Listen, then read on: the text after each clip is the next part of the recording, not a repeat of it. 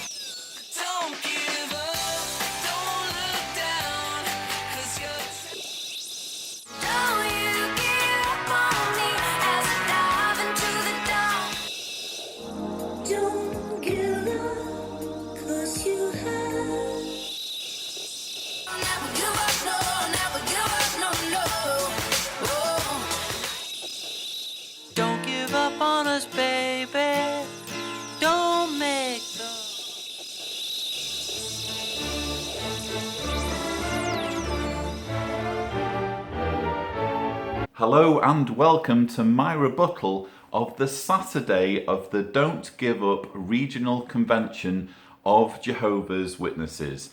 If you don't know what these videos are all about, basically every year Jehovah's Witnesses have what's called a regional convention.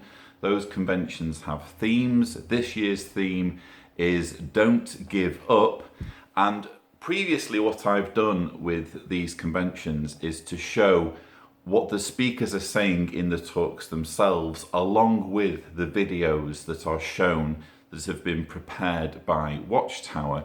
This year I'm doing things a little bit differently. I'm condensing it so that I'm just talking about the videos themselves. Well, with one exception in this video that I will come to shortly. But for now, let's crack on with looking at the Watchtower video propaganda that is being shown to Jehovah's Witnesses on the Saturday of the Don't Give Up convention. And we begin with a series of dramatizations that were shown as part of the first symposium on the Saturday morning, How Jehovah Supplies Endurance and Comfort. Okay. One more step. Alright. We're almost there. Okay. We're getting close. And there it is. It's the lemon tree. I've always wanted one. Thank you so much. Happy I love first it. anniversary. Oh, thank you. We are here introduced to an exemplary Jehovah's Witness couple who have decided to mark their first anniversary by buying a lemon tree. But the plant will become a symbol of tragedy and heartbreak as the wife's health deteriorates until she finally dies. Can we take a picture? Yeah. Okay. First lemon pie. SK! SKE is the School for Kingdom Evangelizers, which is the current incarnation of what used to be known as the Ministerial Training School, or MTS, a school I attended in 2005. It's a 2-month course designed to make those who attend more useful to Watchtower and more knowledgeable about the organisation's teachings and practices.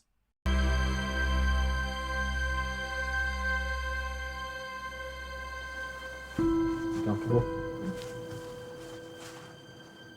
Happy anniversary.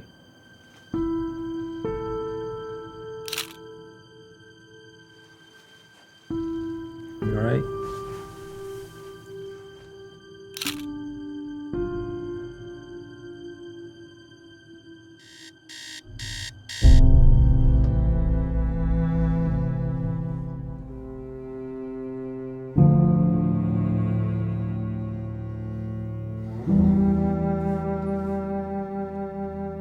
So we begin right from the get-go with a very emotional depiction of loss, of grief, of bereavement, with this witness named Matt, whose wife dies, we assume, from a very serious disease in which she's evidently in quite a lot of discomfort and pain for years building up to her death.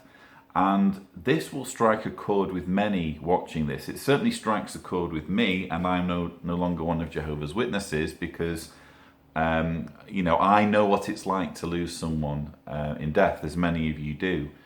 And the way witnesses are encouraged to think of death is to think of it as just one more reason why they need to apply themselves to their worship. They need to attach themselves to the organization. So I always find depictions like this, when used as manipulation to cling close to the organization, I always find them very, very disconcerting and disturbing and inappropriate. So we have this character named Matt, and in the next video we're going to be shown him trying to deal with his grief with some advice from another person in the congregation. Field ministry this weekend to offer the current magazine. Which one of those do you think that you'd like to use? It was effective, but it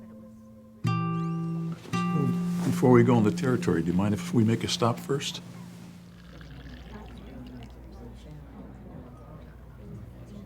Today's our wedding anniversary. I didn't know. I'm so sorry.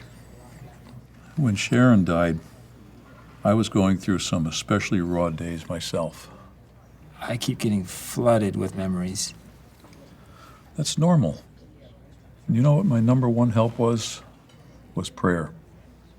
Though I don't know the heartache of losing a wife, I do know the heartache of losing a close family member, namely my mother, who died when I was 21. Looking back, though prayer may have delivered some short-lived psychological boost, much like a placebo, I can honestly say that there is no long-term practical benefit to the advice being offered here. Since all religions, including Jehovah's Witnesses, offer beliefs that are either not true or cannot be proven, prayer to any god is essentially an exercise of talking to yourself and consoling yourself with the notion that an invisible, all-powerful entity who likely could have prevented the death in the first place can somehow give you the strength to pull through.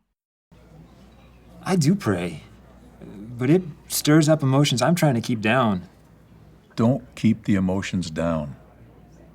Let them out with Jehovah. Tell him how you really feel, Matt. Your thoughts are safe with him. Or let the emotions out with a trained psychologist or counsellor who can actually respond and help you process your pain and anguish. You know, 1 John 3:20 tells us that God is greater than our hearts and knows all things. He understands us better than we understand ourselves. And he's giving us help now that's specific for our needs. It's going to get better. It's not going to get better if the only advice Matt is getting is to pursue do-it-yourself counselling with the aid of prayers and Bible verses. Is there anything else you do on those especially raw days? There is, but it may be the opposite of what you want to do. What's that? Find someone that you can help. Jesus said that's a guaranteed formula for happiness.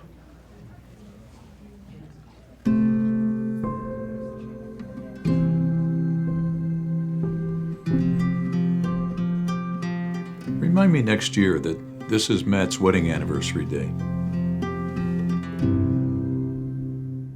So what we've just seen is a perfect example of the way Watchtower hijacks the grieving process and encourages witnesses who are grieving, who are going through bereavement, to filter their pain through their beliefs. And in Matt's case, he's being told, well, you need to pray, you need to study, you need to read the Bible, and you need to reach out to help other people. Now, it's a fantastic advice to reach out to help other people. It's always a good thing to not just think about yourself, but think about others, especially when you have pain like this to deal with. But the one piece of advice that's missing from this little conversation is, have you considered seeing a therapist? Have you considered seeing maybe a counsellor? That is not what Watchtower wants witnesses to do, because they know full well that if they do that, there's the perfect likelihood that the counsellor will recognise that the person is in a harmful cult and may help the person to understand that. And it's never the role of a counsellor or therapist to say you're in a cult and you need to get out. But certainly by having that extra pair of eyes on the situation, that objectivity to a predicament, it's certainly more likely that a witness would understand their situation for what it is, and be helped to realise that their beliefs, especially this idea that if they apply themselves to an organisation, they're going to see their loved one again, they might be helped to understand that that's not a healthy way to go through grief. But for now, Matt has been asked to think about helping others in the congregation, and the next video shows him doing just that. Hey, Darren, have you seen Javier? He's got a part tonight. No, I haven't seen them. No, they received some bad news today, so really... No, there they are. Javier and his wife are seen entering the hall late, with panicked expressions on their faces, having received bad news. The insinuation here is that getting to the meeting late is a reason for shame unless you have a decent excuse, which, fortunately, this couple has.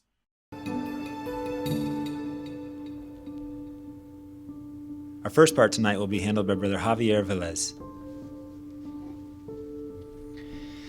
It's the, well, it's just better if I read it from the reference. Yeah, it's the 2011 Watchtower. So we've had a great meeting. Let's conclude with song and prayer.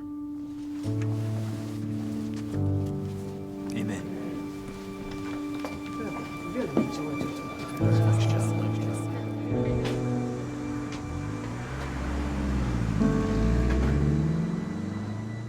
Thanks for your text last night. I know my talk was not what it should have been. You did fine, especially after your day yesterday. We always pay our rent on time. And now we're being evicted, and for no reason. How are we gonna find a new place to live in just 2 weeks? After SKE, we sold everything to make this move. But it's been one thing after another.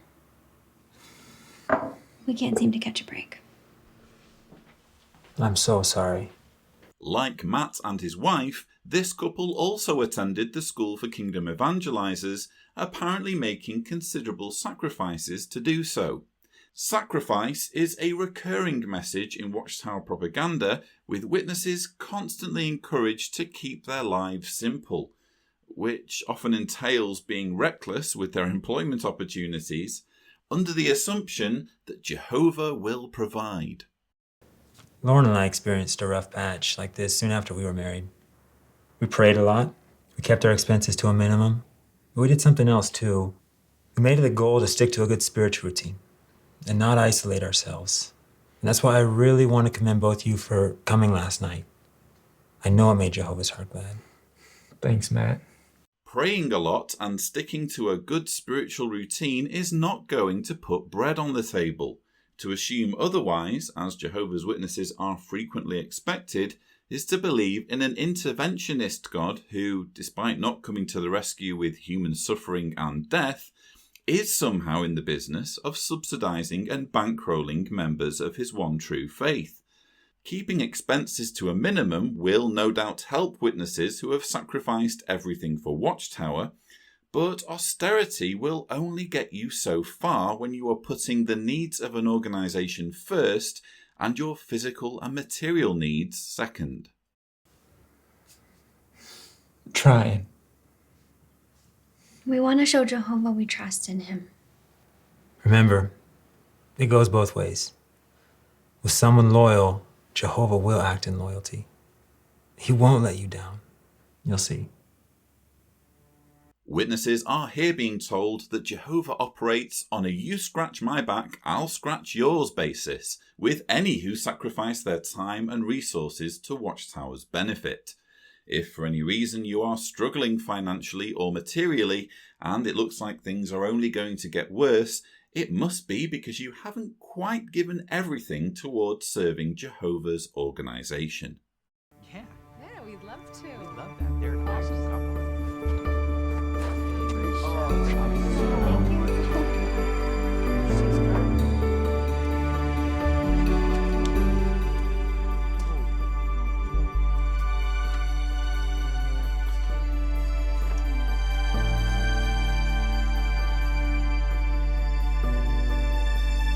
After receiving help with moving out of their home before they are evicted, the couple receive some money from a mystery donor who we will momentarily discover is most likely Matt.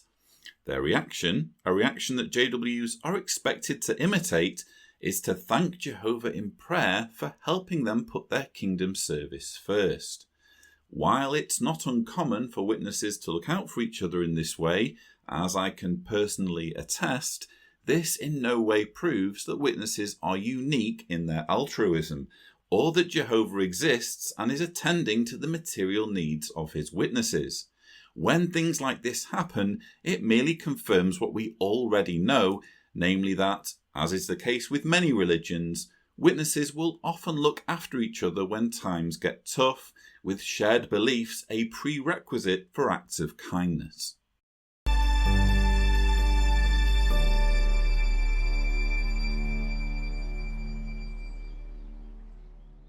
So yes, apparently it was Matt who left the money, but as we saw, the couple is expected to consider it as a gift from Jehovah, because apparently Jehovah sends money to people who are in his approved religion. But anyway, we need to move on to the next video in this series, in which we are introduced to a young boy named Levi, whose father is not one of Jehovah's Witnesses. Just come with me this one time, man. Honey, you know we can't do that. We've already decided. Explain to me why. I'll show you why. From this? Yes. No, stop. I'm done. I'm done with your religion. I'm done with this. Ian.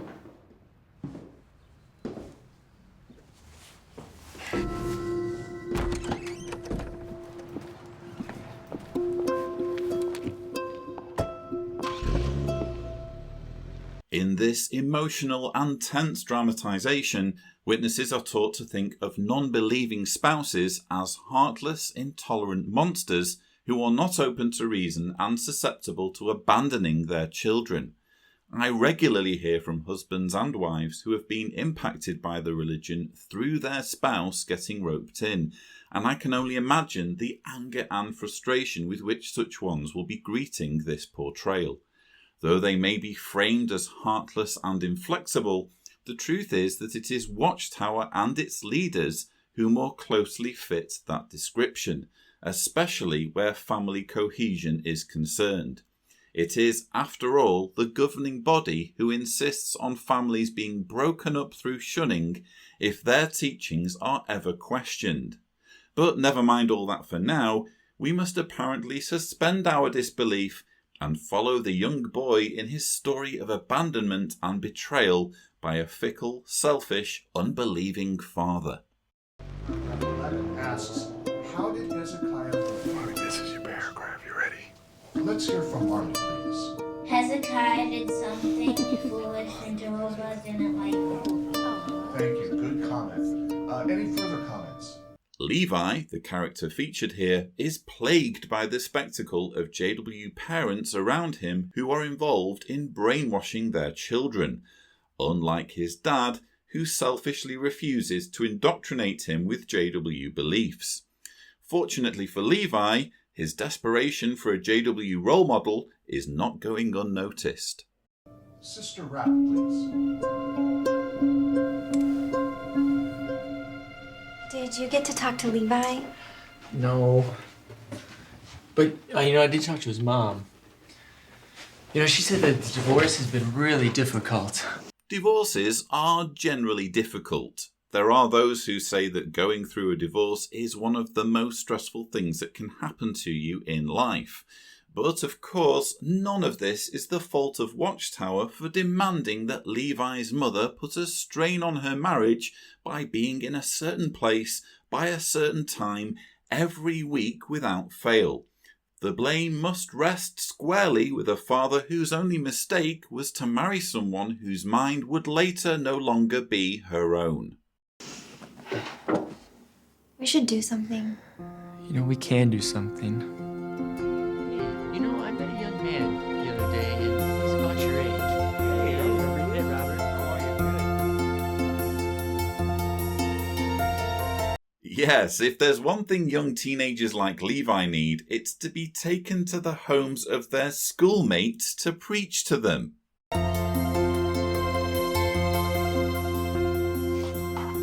I'm really glad you like Chinese food, Levi.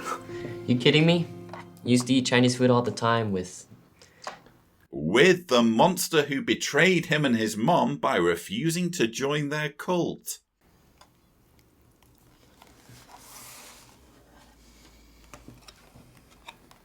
I can't believe he left.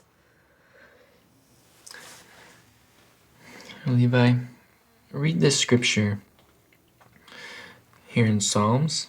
Scriptures, as we have already learned earlier in the program, will make everything better. Even if my own father and mother abandon me, Jehovah himself will take me in. Jehovah will take you in too, Levi. You know, loved ones may leave us, but Jehovah never will.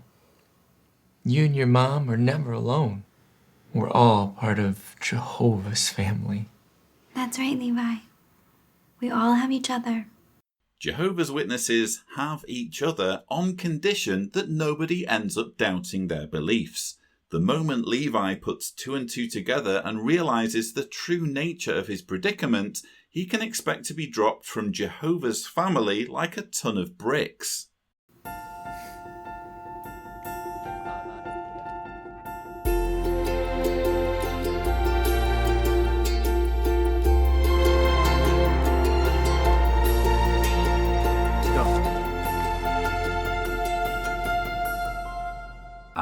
Warwick Bethel. I know it well, having visited myself a few months ago, so Levi's in for a treat there.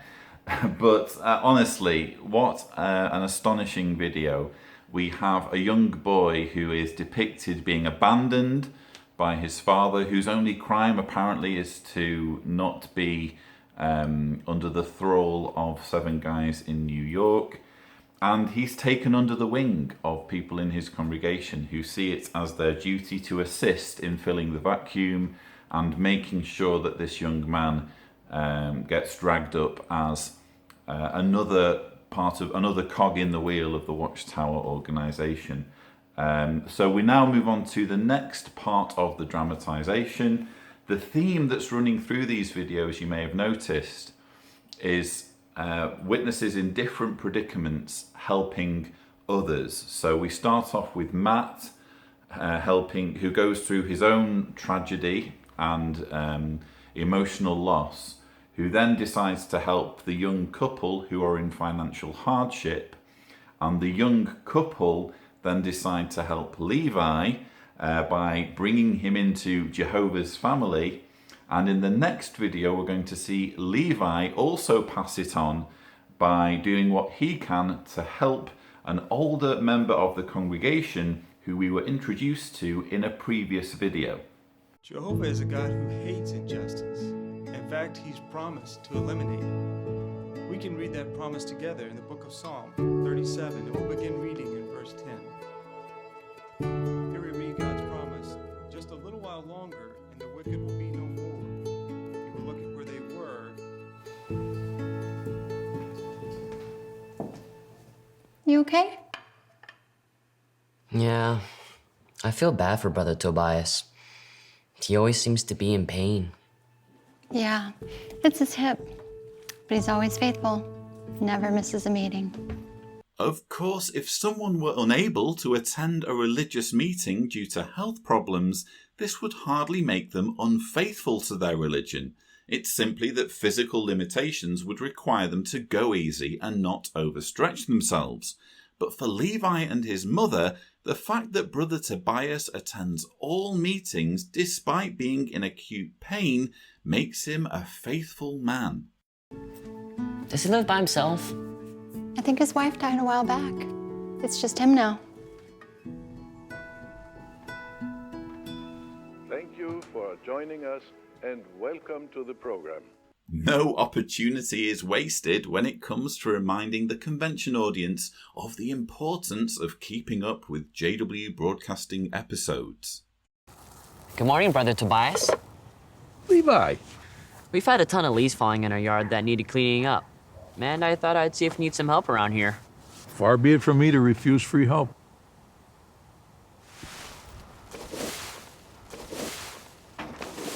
Levi, come.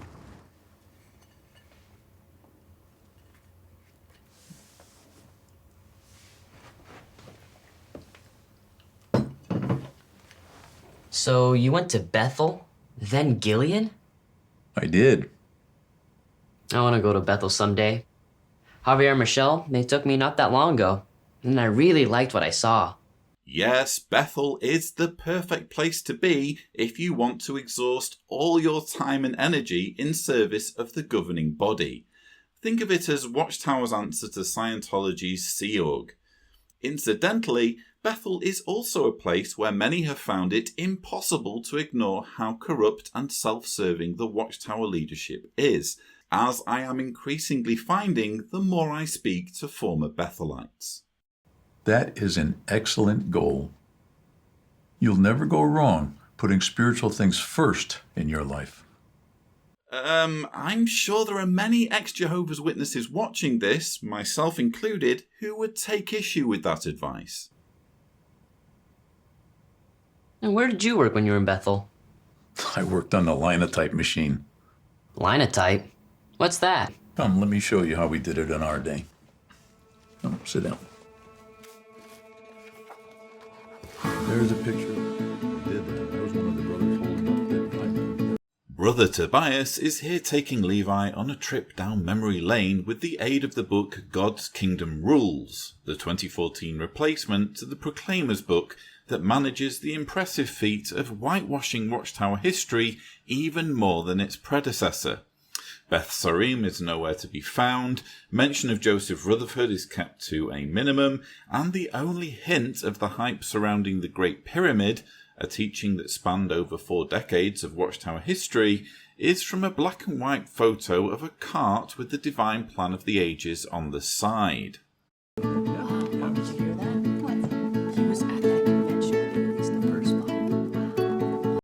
This little snippet of dialogue is very telling. Watchtower expects witnesses to get this excited when events from their past are related, such as the first release of Watchtower's own version of the Bible, the New World Translation of the Christian Greek Scriptures, in 1950.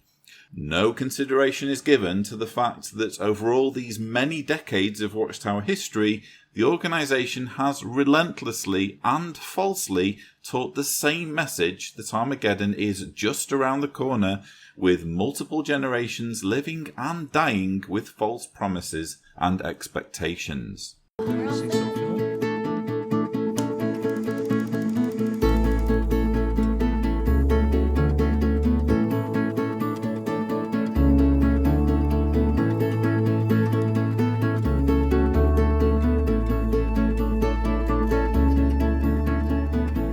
I have 2 problems with the thrust of this video. Firstly, it seems to be conveying the message that friendship between people of different age groups is only possible among Jehovah's Witnesses. But this is quite clearly not the case. Once again, Watchtower is claiming a monopoly where none exists. Different people of different age groups can strike up friendships regardless of their beliefs. Secondly, I can see plenty of scope for the message of this video being twisted or misused so that young Jehovah's Witnesses end up being placed in harm's way by their parents. The simple truth is, not everyone in a religious community should be considered friend material. And if young ones decide to choose older friends, this should be because these people are safe and pleasant to spend time with, and not simply because they share the same religious views. If Jehovah's Witness parents start dropping their kids off with elderly believers simply because they feel compelled to do so by this video, and without knowing much about them, the worst case scenario doesn't bear contemplating.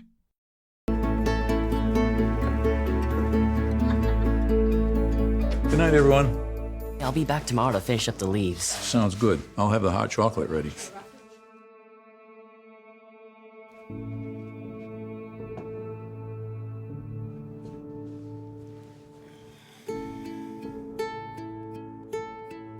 You and your mom are never alone.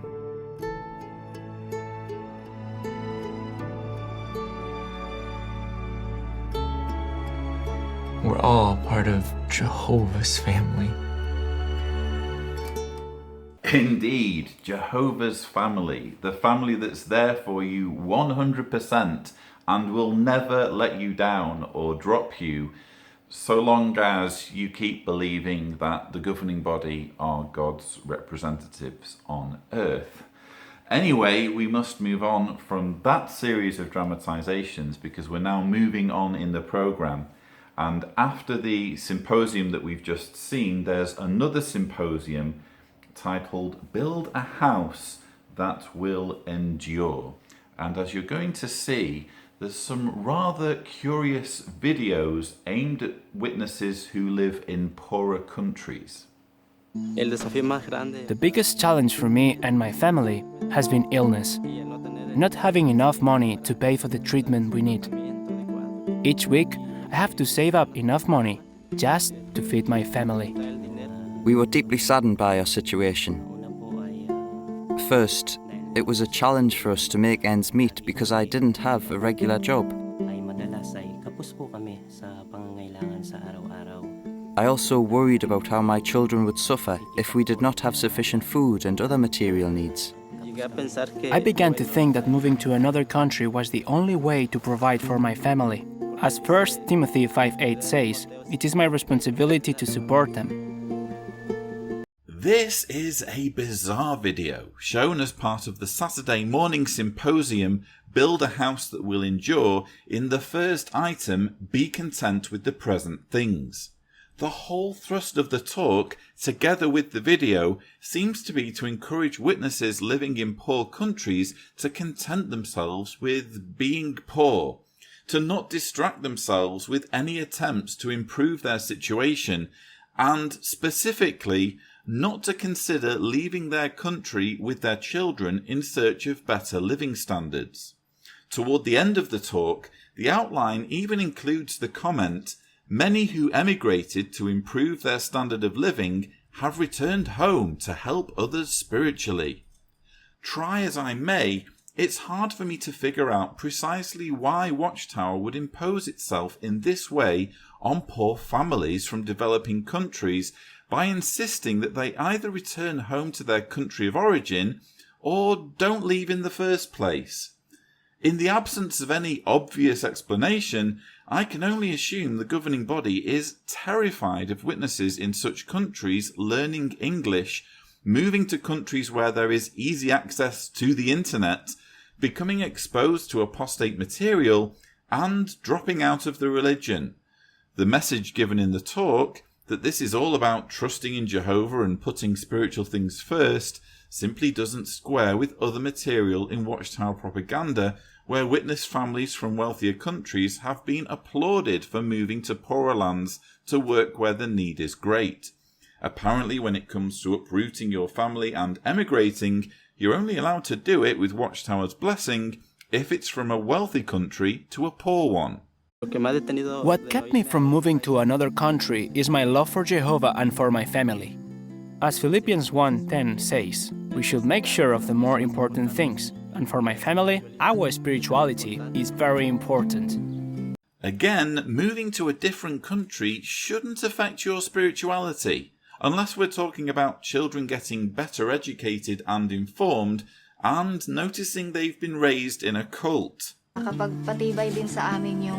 fine advice of an elder strengthened me. He asked, "Does Jehovah only shower blessings abroad?" Sa ibang bansa lang ba nagbibigay ng pagpapala si Jehovah? Tinandaan ko po yun. Kaya, I remember what he said. From then on, I realized that the most important thing in life is our spirituality. Not the material things that we can get from this world, for it will also vanish.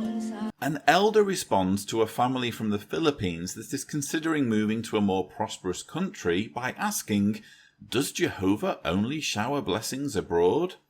Of course, it's easier to get by in some countries than in others. That's just a simple fact.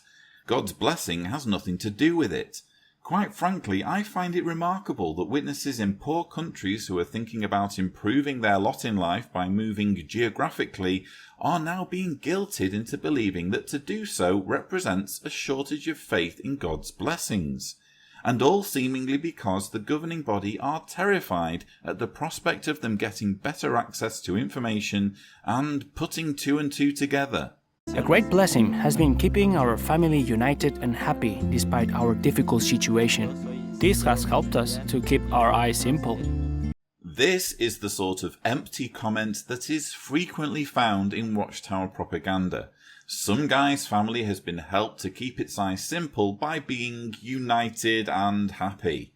The loaded language, "keep your eyes simple," meaning don't get ahead of yourself and keep Watchtower first, is cleverly buried in a word salad about happiness and unity. I serve as a ministerial servant, an auxiliary pioneer. My daughter Fatima is a regular pioneer. Without a doubt, Jehovah blesses our efforts.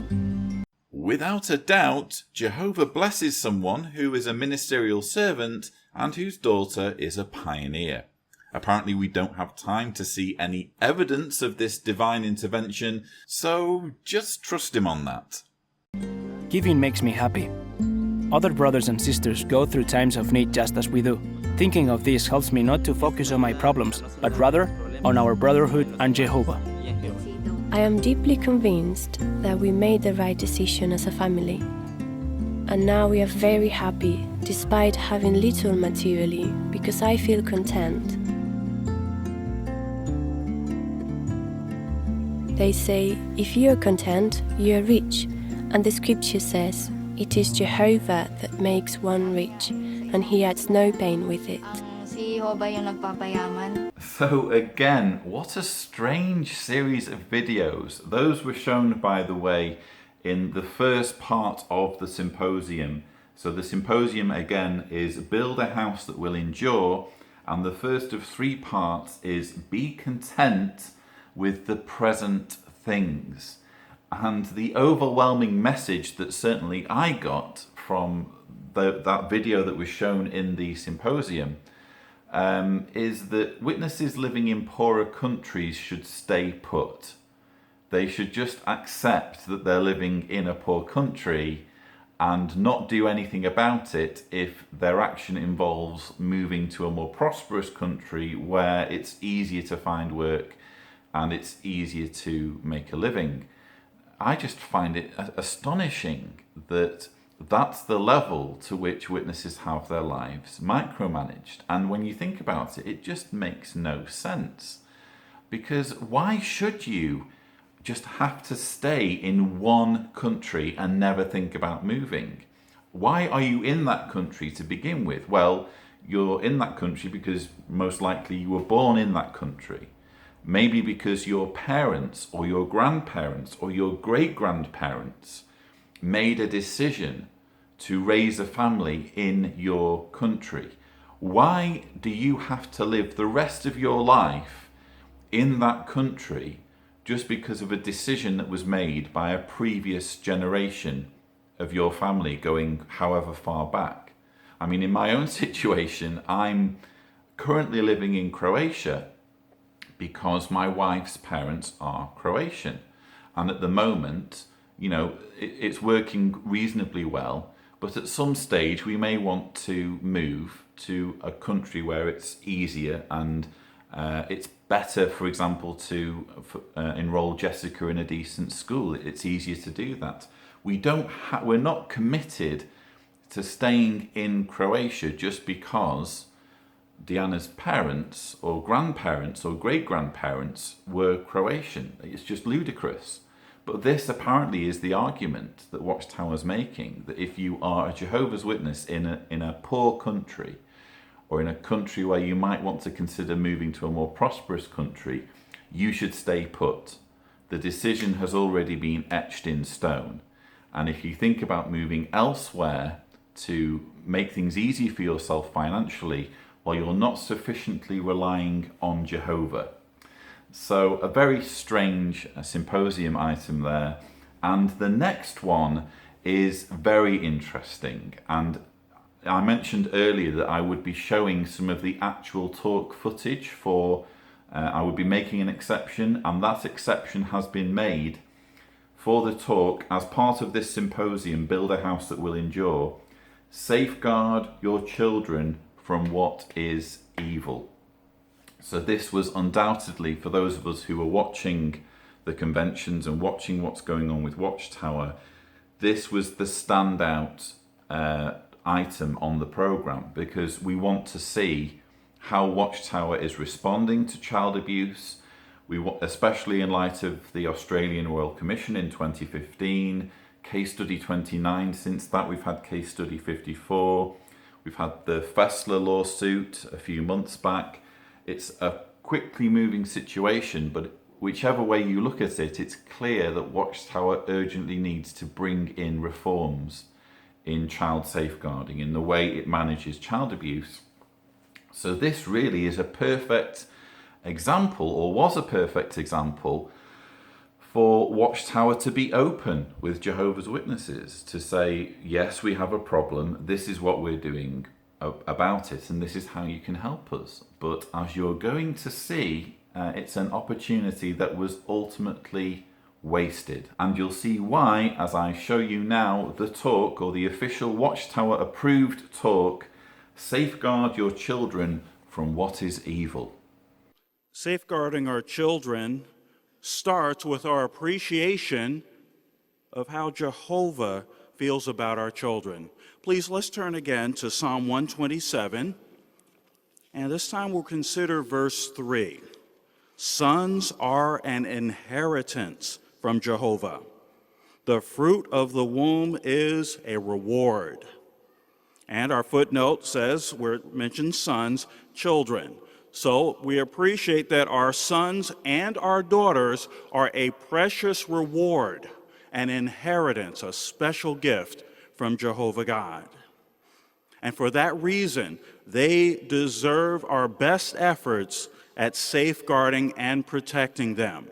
I beg to differ, but sons and daughters deserve to be protected and safeguarded from the worst of humanity because it's the right thing to do, not because they are an inheritance bestowed by the Almighty. In the following video, please pay close attention as parents comment on the challenges involved in protecting their children. At times, it can be difficult to talk to Emilien about sex because Emilien is a young boy and I am a single mother. Why is it difficult for a single mother to talk to her boy about sex? Watchtower starts off this convention video about child safeguarding on a negative tone by telling JW parents that talking about sex is difficult to do. I've been a widow for 9 years and I find sexual education a difficult topic to talk about. In our culture, talking about sex is taboo. So much so that our parents do not talk to us about it. It is hard to know how much information we should give to our children. Children are naturally curious. Our fear is, what if they get wrong thoughts? You're worried about children having wrong thoughts? or committing thought crime once they know about sex. Again, of all the things Watchtower could be including in a series of 2 videos that's supposed to be about child sex abuse, I struggle to understand how the urgent need to make parents wary of their children's wrong thoughts made the final shortlist. It is not easy to bring up children in the last days of this system of things. It is very difficult to train children in a blended family, but with the help of Jehovah, it is Jehovah who has helped us to train them. Only with Jehovah's help can children be trained in a blended family, especially when it comes to matters regarding sex. That's interesting to know because last I checked, Jehovah's Witnesses have an appalling track record with child sex abuse, arguably the worst of any well-known religious institution. And yet here we're being told that only with Jehovah's blessing and guidance can witness children be safeguarded from abuse. Did you notice the challenge of sexual education falls upon the parents? But did you notice the different families? It includes single-parent families. It includes blended families. It's a challenge for all parents. Yes, the message that witness parents should feel daunted at the prospect of educating their children about sex came through loud and clear. In fact, it was one of only 2 messages in the video, the other being that Jehovah's Witnesses are the only ones who can adequately prepare their children to deal with predators. But now let's establish the baseline for the rest of our discussion by making this statement. Jehovah God views the abuse of a child physically, emotionally, or sexually as evil, and we share his view. But now let's narrow our discussion further. Jehovah's Witnesses abhor child sexual abuse.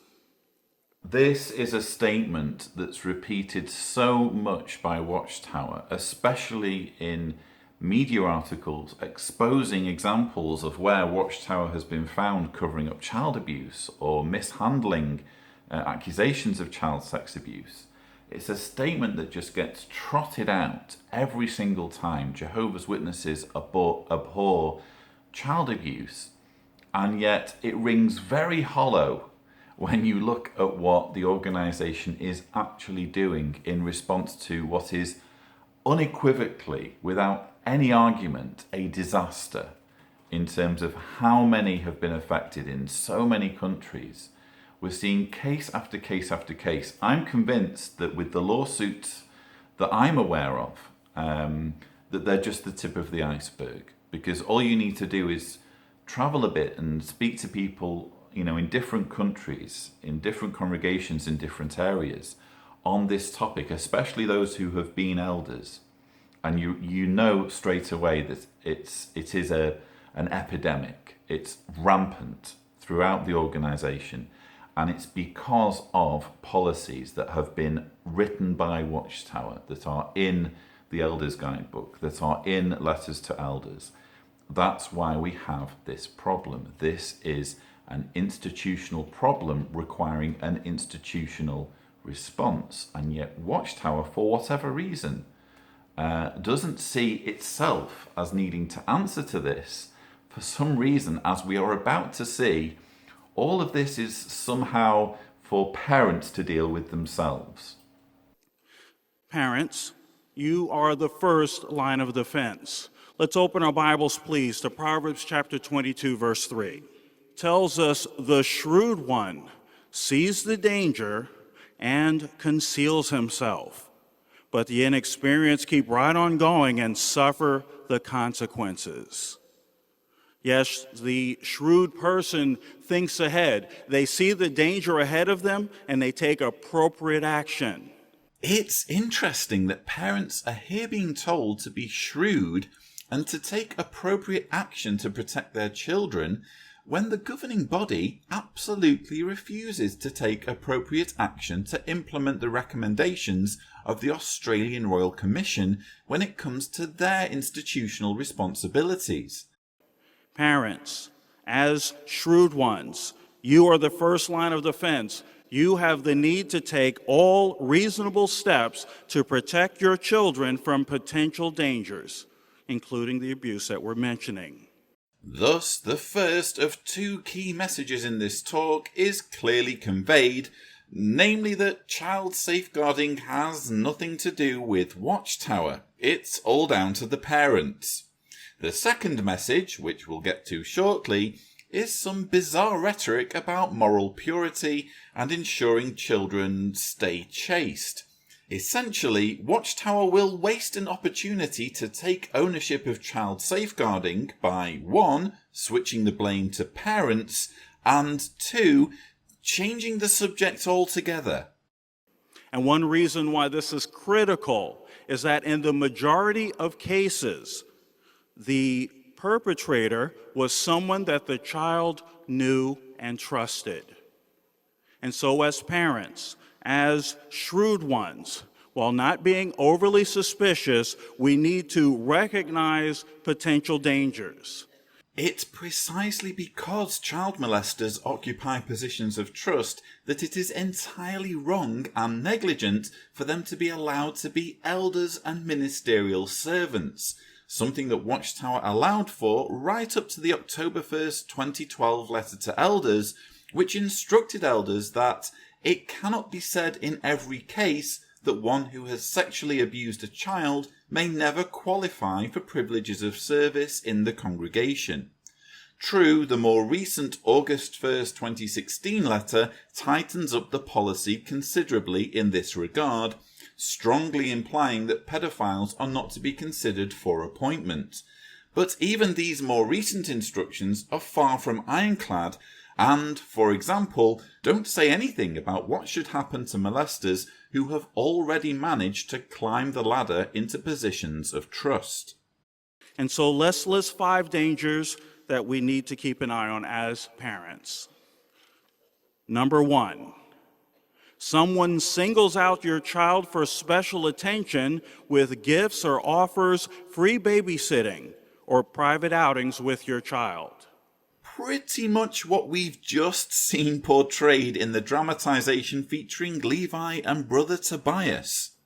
Number 2, someone is overly physical with your child, perhaps through excessive displays of affection, playful wrestling, or inappropriate tickling. Number 3, a relative has unsupervised access to younger siblings, stepchildren, cousins, nieces, nephews, or grandchildren.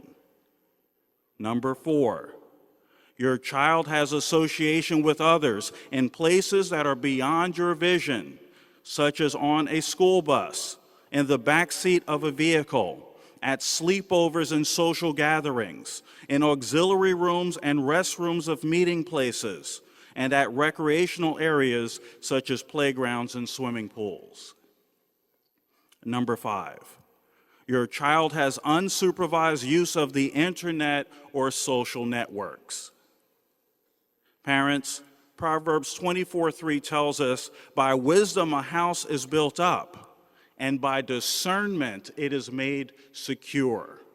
So by using discernment and good judgment, you can identify potential dangers and safeguard your children from harm. Because you, as parents, are the first line of defense. Is it me, or is this guy really hammering the message that parents are the first line of defense? Parents, as shrewd ones, you are the first line of defense because you, as parents, are the first line of defense. Parents, you are the first line of defense. Yes, apparently it's 3 times for emphasis. Parents are to consider themselves the first line of defence and must exercise wisdom, discernment, and good judgment accordingly. Of course, what this reasoning overlooks is that a first line of defence is of little use if there isn't also a second, third, fourth, and fifth line of defence, and so on. The problem with Watchtower's mishandling of child sex abuse does not stem from any lack of urgency or alertness on the part of JW parents. It stems from a culture of undue deference to elders and the Watchtower leadership, as well as written, documented policies requiring elders to effectively cover up accusations of child abuse if there are not two witnesses to the crime, which there hardly ever are when it comes to child molestation. Worse still, there are documented cases of elders frustrating investigations by authorities through failure to cooperate, and even siding with the perpetrator during legal action aimed at bringing him or her to justice.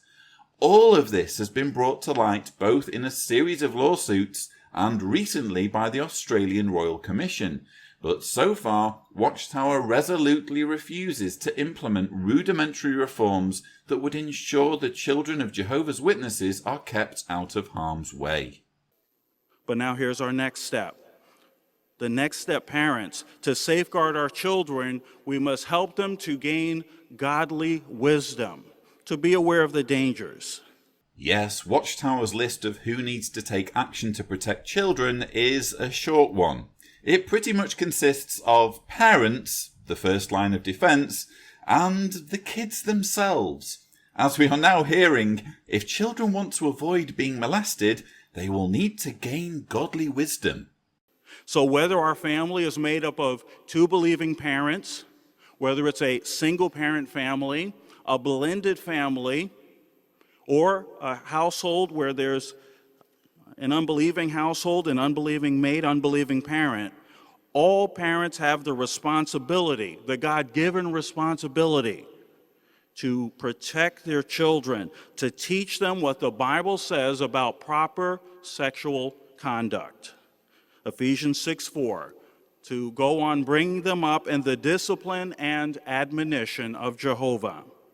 This is just astonishing, and it shows very clearly the extent of the problem with Watchtower. They simply don't have a grasp of the nature of child abuse, the nature of pedophilia, and the fact that it is about dealing with the pedophiles themselves rather than the kids that they prey on. Because apparently, unless I'm misinterpreting things, it belongs to parents to teach their children about proper sexual conduct. Apparently we've been wrong all along. Apparently it's the children who needed to know in instances of abuse. If they'd have only known about proper sexual conduct, they could have avoided being molested. This is astonishing, and it amounts, frankly, to victim blaming. You know, if you're a child sex abuse victim watching this video, I shudder to think what's going to be going through your mind as you review this information. And this apparently is Watchtower's response to what happened to you, is to say, well, if only children knew about proper sexual conduct, the situation would be under control. And yet that's very much the spirit of this talk. And as we're going to see, the speaker goes on. I say the speaker, he's not speaking his words. This isn't what this guy thinks. He's just parroting what's on Watchtower's outline for him. So we can't blame him for this. Well, I don't know what to call it, but what we're going to see now is more of the same, more of an onus on training children, on making sure children have the correct morals, and the challenge of sex education. Our children, including our little ones, deserve to be taught about sex accurately from God-believing parents, God-fearing parents, before the misinformation starts. The misinformation that comes through the internet, television, school, or peers. Again, apparently only by receiving indoctrination from God-fearing Jehovah's Witness parents on Watchtower teachings related to sex and marriage can children protect themselves against getting molested. Now, this could be a challenge for many because of their cultural background, as we saw in our video, or because of their upbringing. Yes, we really did get that. JW parents are to think of sex education as a challenge. You really could not have made that point more clear, but I have a feeling you are about to try. In fact, in one culture, a sister made the comment, and I'll quote it, My parents see sex as something never to be mentioned openly. It's culturally taboo. Another Christian mother forbade her daughter to use the word sex, although she could use the word fornication. One father made the statement, if I discuss sex with my children, it could stimulate them to commit sexual immorality. More minutes of Watchtower's crucial convention talk on child safeguarding wasted on reassuring parents that it's normal to have hang-ups when it comes to talking about sex. This, apparently, was what the collective wisdom of the governing body's teaching committee was able to summon forth when writing this outline. Nevertheless, responsible parents will discuss sexual matters with their children. But here's an adjustment that we may make. Instead of the one talk that we have with our teenagers, which is painful for them and it's painful for us to give, the suggestion is convey age-appropriate information as ongoing short discussions and gradually add to their knowledge. Wow, I bet those of us who are parents are grateful we took the time to hear this guy out. Only by tuning in to the Don't Give Up 2017 convention have we been able to receive the epiphany that sex education should be age appropriate and that it's good to talk about the subject more than just once. We're reminded of Deuteronomy 6:7, where we inculcate, teach by repetition our children as we sit in our house, as we walk on the road, as we lie down, as we get up. Parents, ask yourselves, have I trained my children regarding what are proper displays of affection, the importance of wearing modest clothing, and the need for others to respect their privacy? Yes, if you're a Jehovah's Witness child and you don't want to be molested, you really should consider wearing modest clothing. Would my children know what to do if someone tried to show them pornography? If an adult asked them to do something Jehovah says is wrong? Or if someone threatened them if they refused to keep a secret?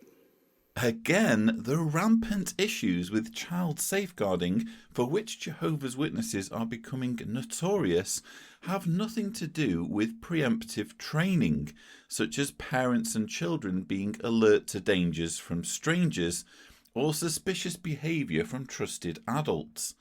The problem lies firmly with Watchtower's failure to treat child abuse as a crime first and a sin second, and to therefore make sure all accusations of child abuse are reported directly to the authorities.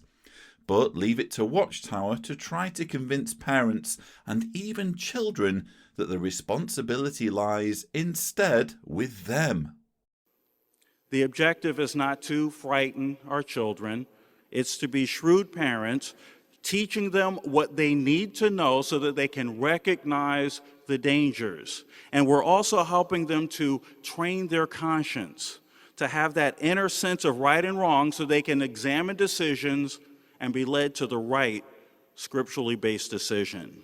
As if the point wasn't already clear, the audience is told that the onus is apparently on children to train their consciences and know what is right and wrong when dealing with sexual predators. Thankfully, there are many tools provided for parents to help them in this regard. Here are some examples. The video, Become Jehovah's Friend, Protect Your Children, can be used to initiate the training of our children, how to respond if someone tries to touch him or her inappropriately.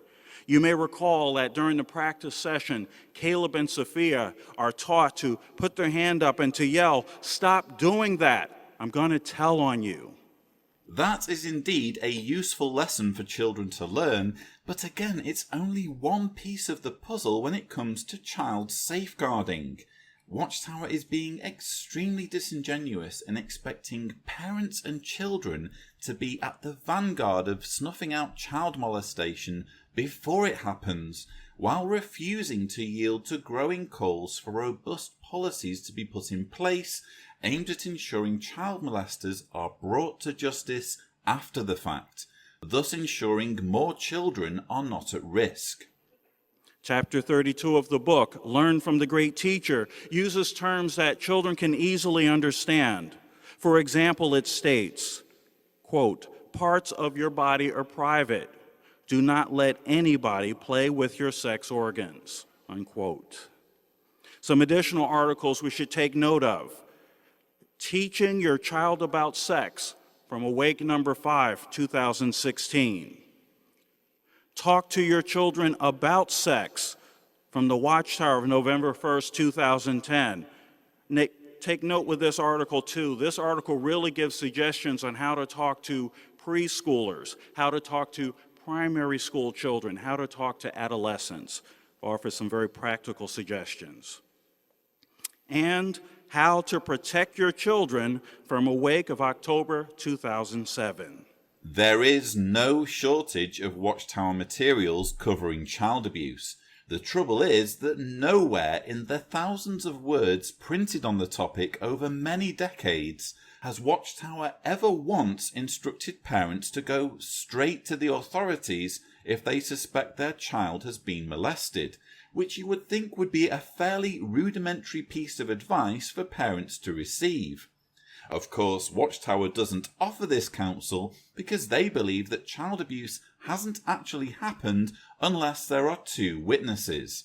Apart from the organisation's failure to address this crucial aspect of child safeguarding in its material over the decades, the preponderance of Watchtower and Awake articles on child abuse actually incriminates the organisation rather than exonerating it, because it proves that Watchtower leadership has been alert to the scourge of child abuse stretching all the way back to the 1980s, and yet has utterly failed to put basic processes in place that would keep the threat to children to a minimum. In the following video, note what some parents are doing to safeguard their children. It's true that Jehovah has given us an incredible task to raise our children in the truth. But I'm calm and confident, because thanks to his organization, we always have what we need in due time to successfully carry out this task. Jehovah's organisation gives witness parents everything they need to carry out the task of raising children. There's just no guarantee that it will warn them about sexual predators who may be in their congregation, nor are parents actively encouraged to report any accusations to the police. I use the videos provided by the Faithful and Discreet Slave that relate to the topics Emilia wants to talk about.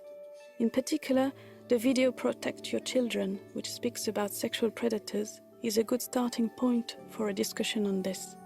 I'm pretty sure JW parents were already told to use this video as a starting point for a discussion during the talk itself, but again, apparently repetition is the key.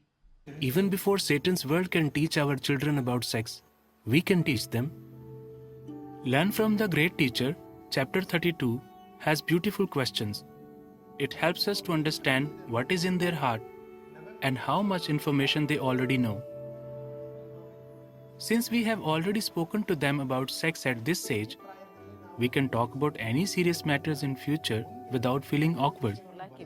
We lean on the counsel from the Bible regarding sexuality, and this has helped the children to fear Jehovah. Every time that we go out to the fields to do our work, we are talking all the time with the children. I see that Jehovah has blessed these efforts. We do not have any problems amongst the children or with others. Notice the continued focus on morality in general and making sure JW children are drilled on what the Bible's expectations are regarding sex. Safeguarding children from sexual predators, which is apparently the remit of parents and the children themselves, is now firmly in the rearview mirror, and the urgency of maintaining moral purity is now the hot topic. We lean on the counsel in the Bible regarding sexuality, says the mother in Africa, who is perhaps unaware that child sex abuse is specifically condemned nowhere in the scriptures. Apparently it slipped God's mind to instruct humans not to rape children when he was giving them his 10 commandments. Either that or coveting another man's livestock was deemed more worthy of prohibition. What wonderful tools we have, friends. And let's remember this. When Jesus faced a serious threat during his childhood, his father Jehovah intervened to protect him. You'll recall that Herod was to search for the young child to kill him, but Jehovah sent his angel to Joseph to give him instruction to take the child into Egypt. Believing mothers and fathers, single parents, those with blended families, those in divided households, please be assured our Heavenly Father, the same Father that protected Jesus, will certainly support and appreciate your efforts to safeguard your children. Jehovah's Witnesses are here told that contrary to official teachings, Jehovah is an interventionist God, with the strong implication that he will swoop to the rescue and protect JW children from predators, just as he protected baby Jesus from Herod, provided they implement the counsel given. Goodness knows what Jehovah was doing during the countless documented instances of Jehovah's Witness children being not only abused, but then having their abuse covered up by elders. The basis for the theme of this talk comes from Romans 16, verse 19, where it says, "But I want you to be wise as to what is good, but innocent as to what is evil."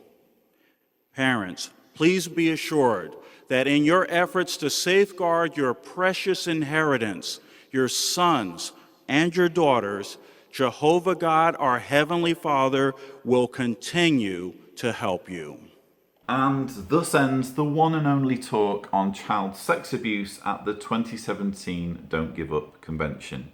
That was Watchtower's opportunity, again, to address all of these issues, to be frank with Jehovah's Witnesses, to let them know what's gone wrong in the past, what they intend to do to fix it, how parents can help in implementing new reforms, etc. Instead, we just get one long, incoherent ramble basically about sex education, about how challenging sex education is, about the need for parents to be the first line of defense, and about the need for children to have proper morals, to be properly trained in their sexual conduct, and, for example, the need for them to wear modest dress. Apparently that's Watchtower's solution to the crisis of child sex abuse that is sweeping the organisation, or has been sweeping the organisation now for decades.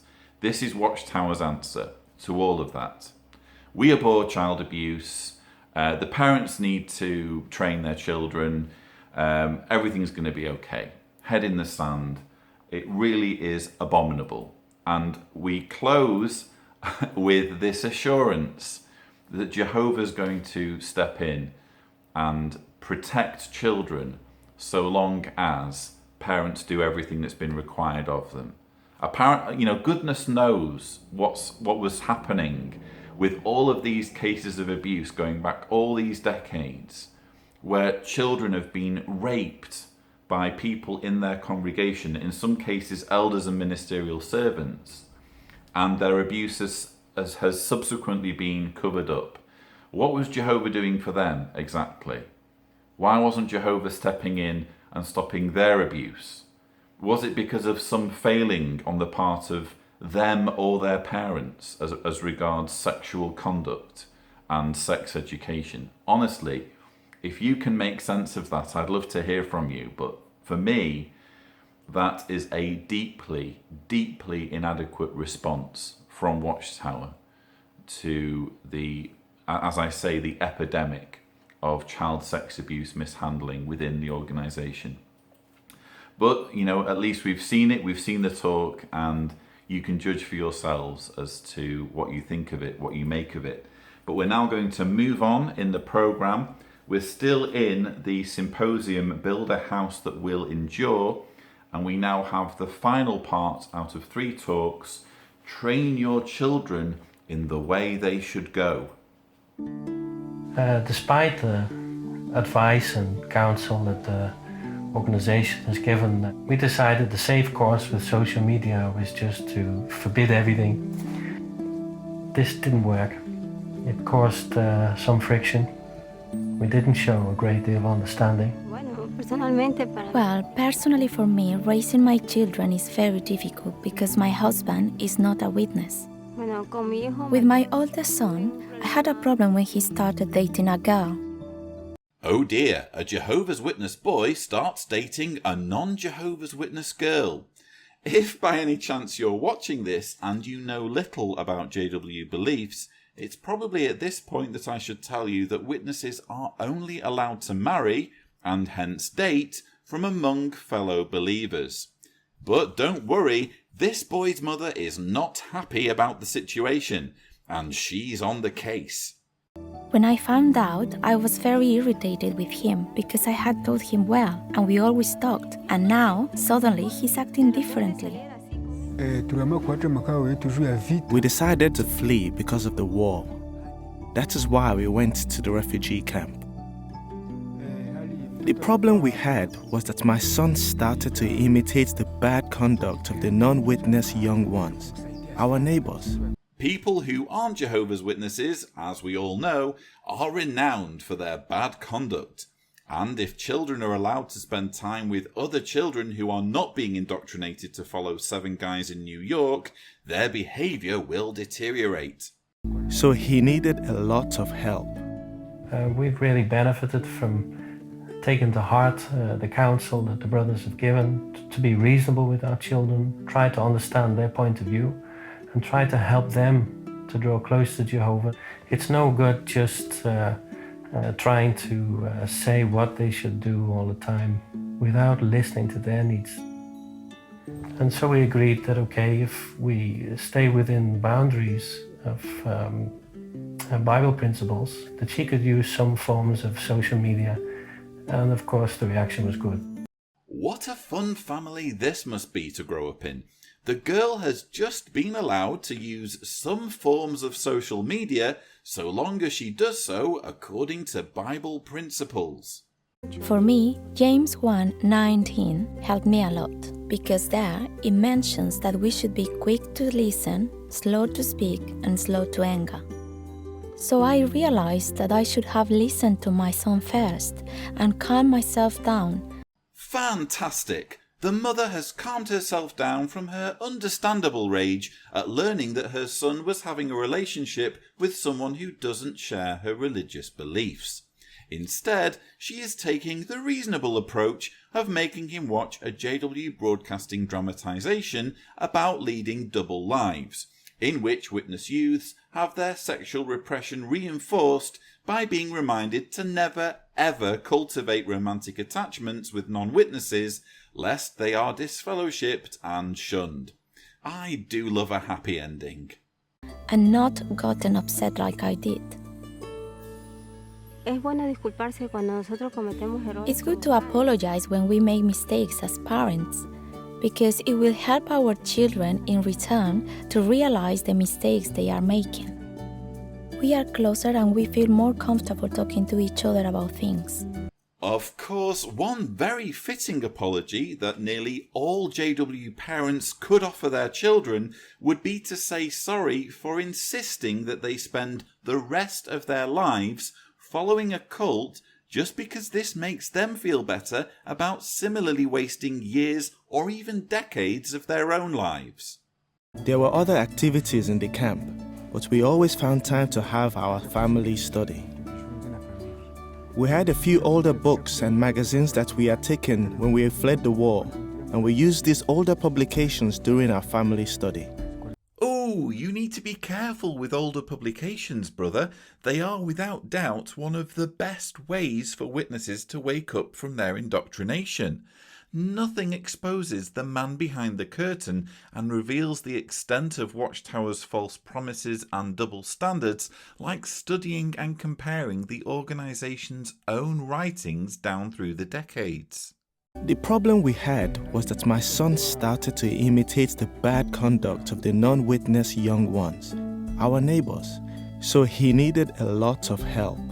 He also needed an aspirin by the looks of things. But after meditating on this, I realized instead of punishing him, I needed to reason with him patiently to explain the dangers. So yes, what you've just seen are the videos that were shown in the talk, Train Your Children in the Way They Should Go. And as far as I can tell, the basic gist of those videos is to say to parents, don't let your kids spend too much time with worldly children because their behavior will deteriorate. You know, all worldly people are bad, and therefore if your kids hang around with the kids of worldly people, you know, it's going to end badly. They'll get a headache, apparently. So that's one message. Another message is, don't let your children date worldly children. Again, it's a policy for Jehovah's Witnesses that you're not allowed to become unevenly yoked by entering into a relationship with a non-believer. And also, of course, you have the advice for parents to keep on top of what their children are doing on social media, which quite frankly is good advice. I mean, it would be irresponsible if you're a parent to not be remotely bothered about what your children are doing on the internet. There clearly is plenty of scope for responsible parents to keep an eye on that, but it's something else entirely if you're a Jehovah's Witness parent and your priorities are perhaps different. For example, you're not going to want your child interacting with so-called worldly children. You're certainly not going to want your child doing objective research into their beliefs. That's a huge no-no. So again, it's a perfect example, the whole thing, of Watchtower really micromanaging the lives of Jehovah's Witnesses and especially young people. But now I want to show you a brief clip from the baptism talk. Now, the baptism follows on from the symposium that we've just had, and the baptism talk is titled, Do Not Give In to Fear. If you don't know what a baptism talk is, it's basically the talk that's given just before the baptism, in which all of the baptismal candidates are expected to stand up and give loud affirmations that they are dedicating their lives to Jehovah and his organization. Before they do that, they get a talk given, which is based again on an outline from the governing body. And in this case, the outline required the speaker to bring on witnesses who had experience of dealing with fear. Now, in the clip I'm going to show you, what I've done is I've taken out mention of the names because quite understandably, if you're a parent of a young person who's being shown on a YouTube video, you're going to want to protect the privacy of your child. I am going to show the video anyway because a convention is a public gathering, and if you want to keep your child off the internet and off social media, you don't send them on a platform to talk about shunning and how proud they are to be shunning at the age of 10. But yes, that's what we're now going to see. We're going to see a 10-year-old girl who shall remain nameless and whose name has been edited out of the video. And she is describing as a newly baptized Jehovah's Witness, which again means that she must have been baptized at 9 or around the age of 9. She's now 10 and she's being applauded, or she will be applauded, when she describes refusing to have contact with her disfellowshipped sister. Take a look. If you regularly take advantage of all that Jehovah provides, you will never become a helpless victim of fear. Well, we have a couple of sisters that we want to interview. First of all, what specific fear has at times challenged you in your service to Jehovah? Well, a specific fear deals with one of my sisters who is disfellowshipped, and she had contacted me before my baptism and was encouraging me to keep in contact with her. And even though I do miss her and love her, I know that if I didn't maintain contact with her, it would be difficult to stop communicating with her if I started. Okay, well, thank you for sharing that. Now, how has Jehovah helped you overcome that fear? Well, Jehovah has helped me cope in many ways. He gave me the courage to stand up to her and tell her that I couldn't communicate with her at all because I didn't want to hurt my relationship with Jehovah. And he also helped me with so much sorrow and loneliness and missing her. So growing my relationship with Jehovah through prayer and studying has really helped with this and all my fears. Okay, well, thank you for sharing that.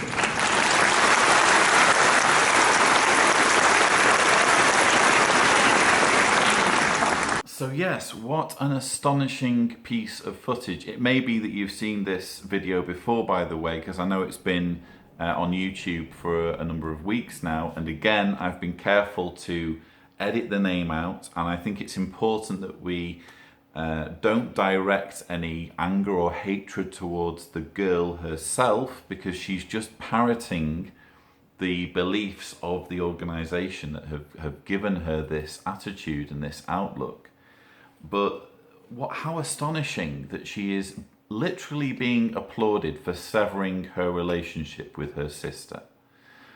That in a way, it's more disturbing that there are enough people in the audience to applaud that loudly to what this girl has just said, who are themselves brainwashed enough to think that that's something that needs to be applauded. The other thing that's interesting is that when you look at the outline that the speaker was using, it calls for interviews. It calls for 3 minutes of interviews, and it says interview a youth who was baptized recently and an older publisher who was baptized years ago. Again, the girl was 10 years old, and in the introductory comments it says that she was baptized in November last year, so she was either 9 or 10 when she was baptized. That apparently is an acceptable age for someone to pledge their lives to an organization. Astonishing.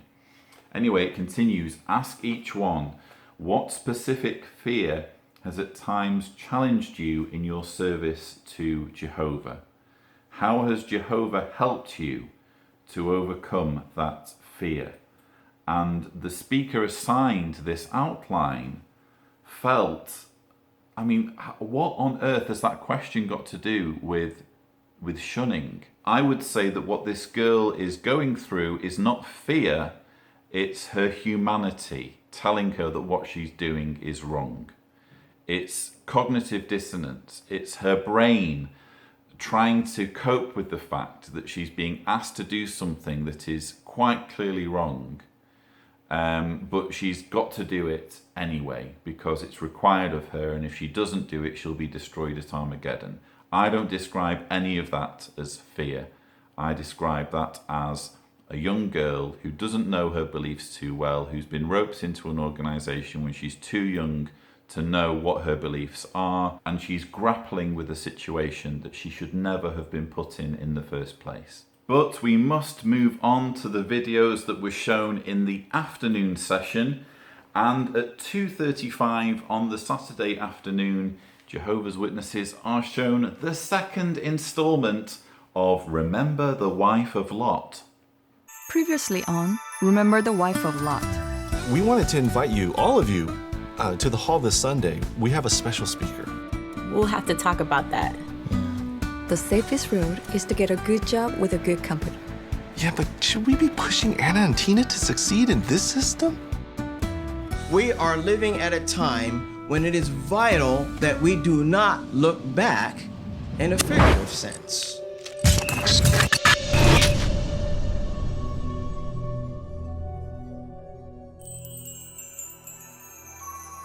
Crystalline ornaments, the perfect way to tactfully remind viewers of the grisly death of a Bible character. Brian, this stock is going so well. You gotta join us. Thanks for thinking of me, Henry, but I can't accept it. Why not? This is a good opportunity. And you need more income. You seem confident, Henry, but I'm sorry, I just can't accept it. You don't trust my investment strategy. That's it, isn't it? Just say so. Look, you already know I think your latest investments are risky. And no, I'm not going to gamble my meager funds, but that's not it. Brian, these days, We've got to risk money to make money. Don't you understand that? Even if there weren't any risk involved, I can't accept a job offer that's going to take so much of my time and money. Brian, I don't get it. All you have to do is sacrifice a little time for a couple of years, and you'd have all the money you need. Henry, I hope it works out for you, okay? But I can't accept, all right? Just say hi to Jennifer for me, okay? All right, bye.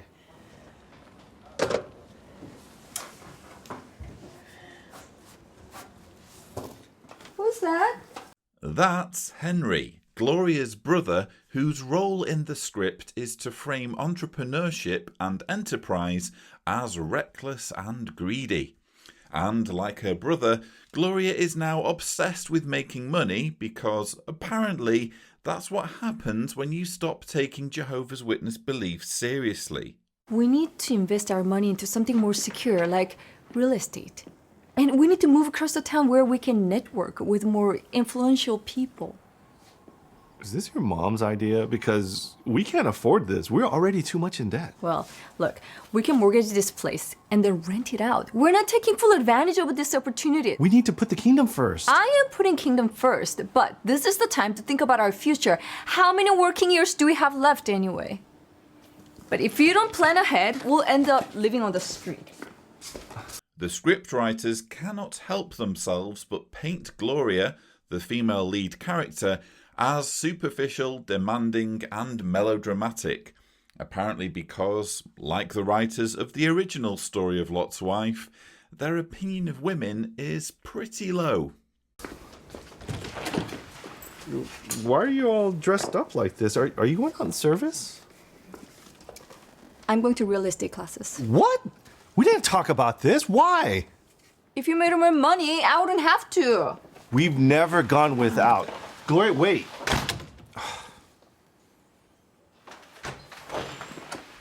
Do you have cash? I need it for a taxi. Please.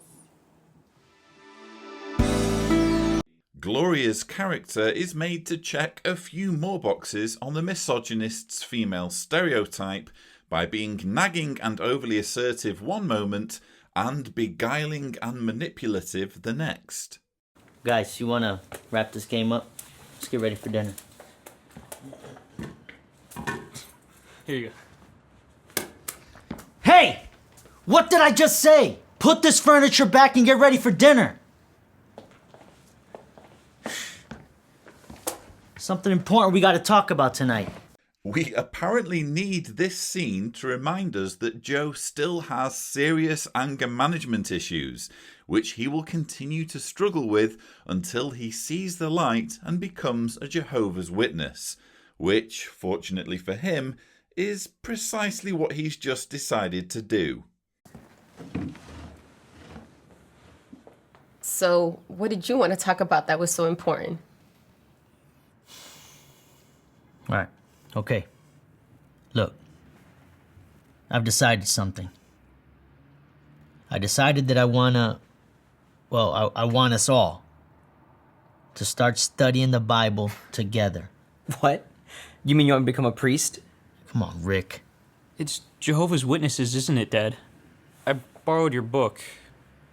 I liked it. Well, I think it's a good idea. You know, I really like those people. And it seems to be helping you, Joe. You seem so much happier. Yeah. No, yeah, I am. Yes, weird how Joe has become so much happier since he began learning about Jehovah's Witnesses. It's almost as though the whole thing has been scripted by Watchtower's writing department. Notice too that Joe doesn't just decide to become a Jehovah's Witness himself, he also insists on his whole family joining him, which, creepily, they more or less all agree to do. This is basically Watchtower's fantasy. An entire family deciding out of the blue to embrace the religion. Thankfully, it's entirely unrealistic and, if the worldwide figures are anything to go by, almost never happens.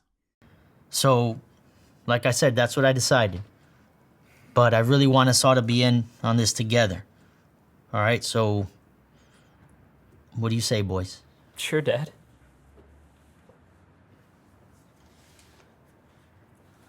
Well, that was easy. But what about Rick? Rick. Come on, Rick. Yeah, come on, Rick. What's your problem? Why can't you succumb to peer pressure and join this cult? It's not like pledging your life to an organisation under threat of shunning if you ever change your mind is such a big deal.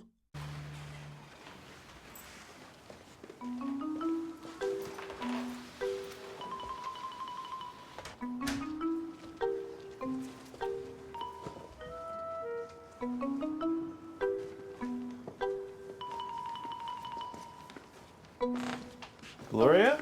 Is that you? Yeah, it's me.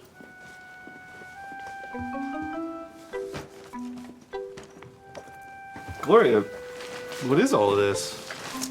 Some new things that I pick up today. I made my first sale today. Aren't you happy? Yeah, that's great. We need the extra income, but it looks like you spent it already. Yeah, it's just a few things. Uncle told me that I have to look professional to work for him. If I'm going to move up and attract the right type of upscale client, I have to look the part, you know? But Gloria, I thought you were doing this just to get a little extra income for our necessities.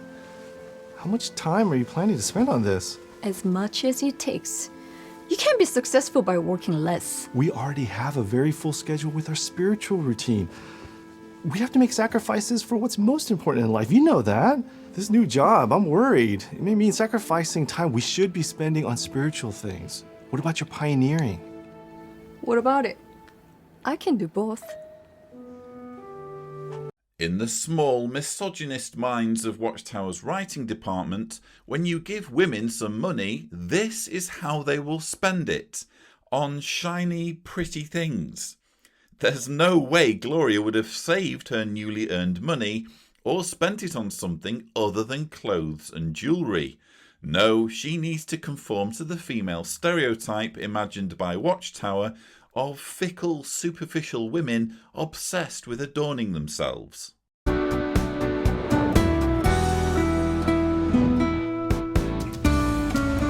right, here you go, Joe.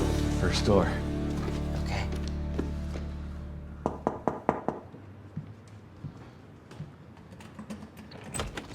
Good morning, sir. How are you? Oh, you people again? Look, don't you have real jobs?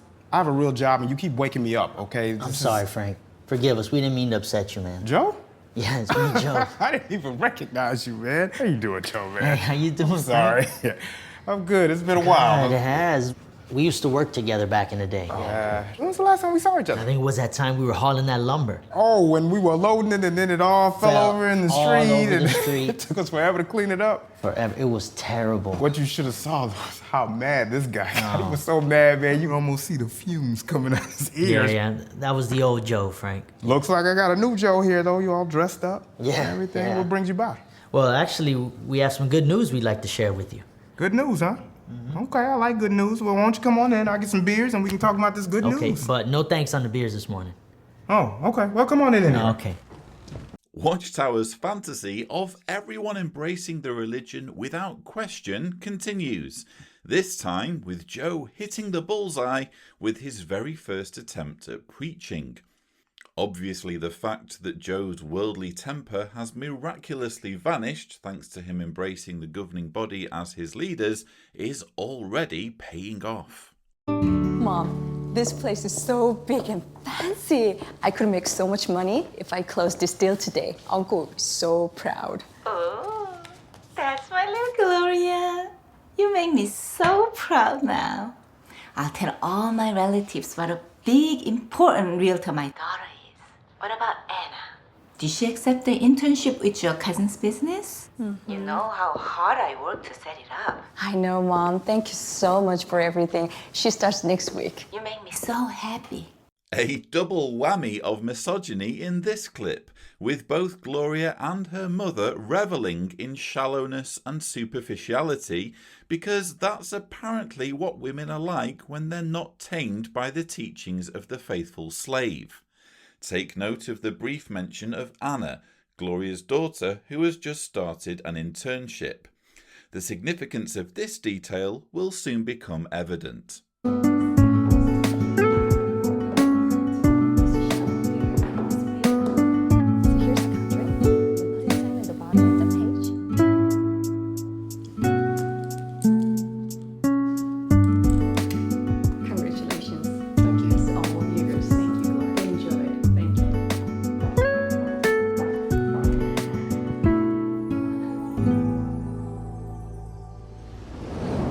Having succeeded in selling the, quote, big and fancy apartment, wealth-obsessed Gloria can now swing into action with her master plan, namely to move into her own big and fancy apartment.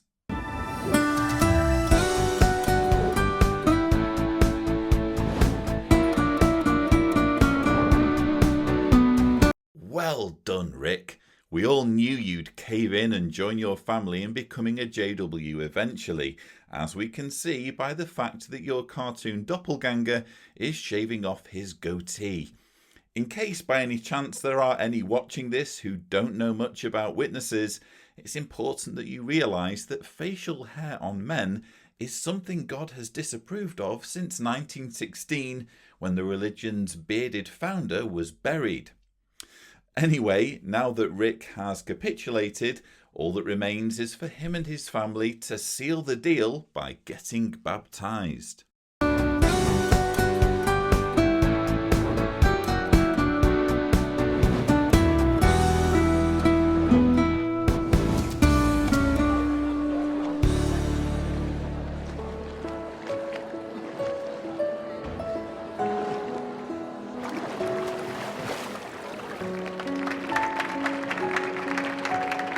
Good job, Joe.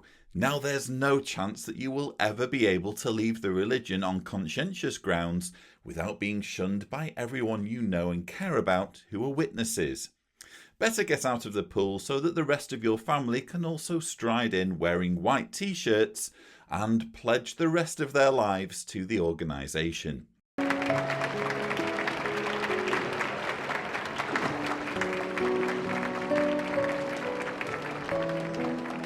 Another fantasy achievement unlocked for Watchtower, an entire family joining all at once. Again, it's just as well this almost never happens, statistically speaking. After the baptism, it's time for the circuit overseer, Brother Williams, to approach both Joe and Mary's family and Brian and Gloria's with words of encouragement. Well, how have you been? You know, we've been good. It's like Jesus said, we always have enough to pay the bills, and sometimes even a little extra. Yes, once you become a Jehovah's Witness and do everything just as Watchtower says, God intervenes so that all your financial needs are miraculously cared for. Ricky, That's right. congratulations. Oh, thank you. Thank you so much. I'm so happy for you. Yeah, but hey, I know it's just the beginning. Really? So what's next? Actually, I want to learn sign language. Wow. Yeah, maybe join the congregation, hopefully pretty soon. That sounds exciting. Good for you. I've been teaching myself so far. Yeah. As far as I've gotten is I'm learning sign language, and that's all I know. That's very... By showing an interest in Ricky, Tina is skating on thin ice. As was already revealed in a scene from the previous instalment, her mother Gloria has a latent contempt for Joe and his family, despite turning on the charm to get them in the religion. For this reason, she is appalled at the prospect of either of her daughters getting involved romantically with Joe and Mary's boys, who she considers beneath them. This bizarre subplot may seem outlandish, but it's important to remember that Watchtower's writing department apparently have an extremely low regard for women, and will therefore waste no opportunity to paint the female lead character as shallow, conniving, and snobbish. Very impressive. You gotta start somewhere. Yeah, that's true. Tina, over here. What are you doing? I was just congratulating Ricky. Hi, Tina. Hi, Gloria. Hi, Brother Williams. How are you? Good. I love to talk to you, but I have an appointment. I gotta go. Oh. Talk to you later, okay? Oh, okay. Sorry, Brother Williams, you must understand that if women aren't sufficiently under control of their husbands and or the organisation, they are less inclined to shower you with the reverence to which you are accustomed. Also, the scriptwriters need Gloria to be kind of a bitch. Talk to Brian. I'm sure he can explain everything. Brian, where's Gloria going? Is she okay? Oh, yeah, Brother Williams. She had to leave. Gloria's going to catch the rest of the assembly next week. To show proper respect, Jehovah's Witnesses must address their circuit overseers as brother, insert surname, even when the circuit overseer calls them by their first names. And making assemblies and conventions fit with their schedule by attending events to which they haven't been assigned is a sign of spiritual weakness. She's just been so busy with her real estate job lately. We needed the extra money. You know, we moved into a better place over on the east side of town, and, well, I'm working a little bit more too. I'm just trying to make her happy. Jehovah's Witnesses apparently owe their circuit overseers an explanation for what jobs they take and how they handle their finances. And circuit overseers, in turn, get to weigh in with their opinions on how these areas of life are to be managed. Notice too the readiness with which Brian throws Gloria under the bus by blaming her for his extra work. True happiness, Brian? Joy? It's spiritual. You can't satisfy spiritual needs with material things. I know, Brother Williams, but this extra stress, it's just temporary. I've thought it all through. We've prayed about it, and we've asked for Jehovah to bless this decision. Now you know, Brian, Jehovah God cannot bless a decision if it is not in harmony with His will. Look at yourself. You don't seem happy. But what can I do now? Do all you can to protect your family spiritually and to save your girls. Speaking of the girls, if this story is based on the Bible account of Lot fleeing Sodom and Gomorrah, are we in for a pretty messed up plot twist later on in this series? Anyway, we must press on because Brian has had the brilliant idea of inviting Dave, Brother Williams, to his palatial new apartment for a meal in a last-ditch attempt to fix the family's ailing spirituality. Hey, Brother Williams. Hi, Tina. Come on in. How are you? Good. It's good to see you. Brother Williams, you made it. Thanks for coming over. Thanks for the invitation. Very nice. Welcome. Hi, Gloria. Hi, Brother Williams. I think I get lost in this big apartment. Well, Jehovah blessed us for our hard work. Really, it just means longer hours on the job and more work around the house. You know, the other day in field service, we passed by your old house. I like that place. I remember our nice visits there. I do too. That was a great place.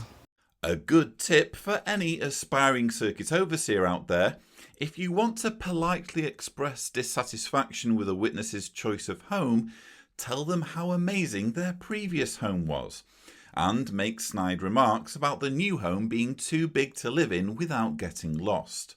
After all, you're the circuit overseer, and the living and work arrangements of witnesses need to meet with your approval.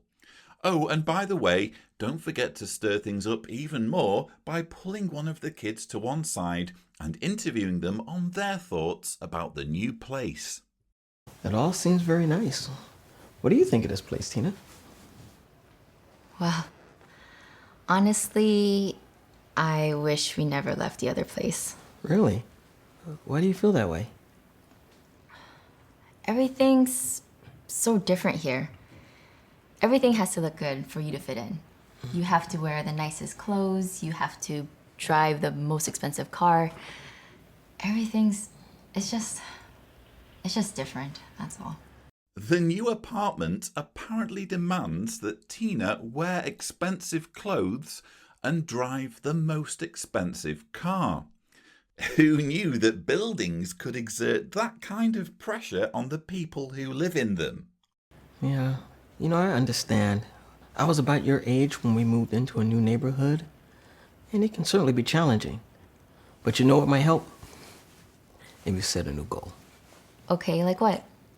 Well, what do you think? What interests you? Tina, before you answer that question, can I recommend that whatever your future goals are, they align in some way with serving Watchtower?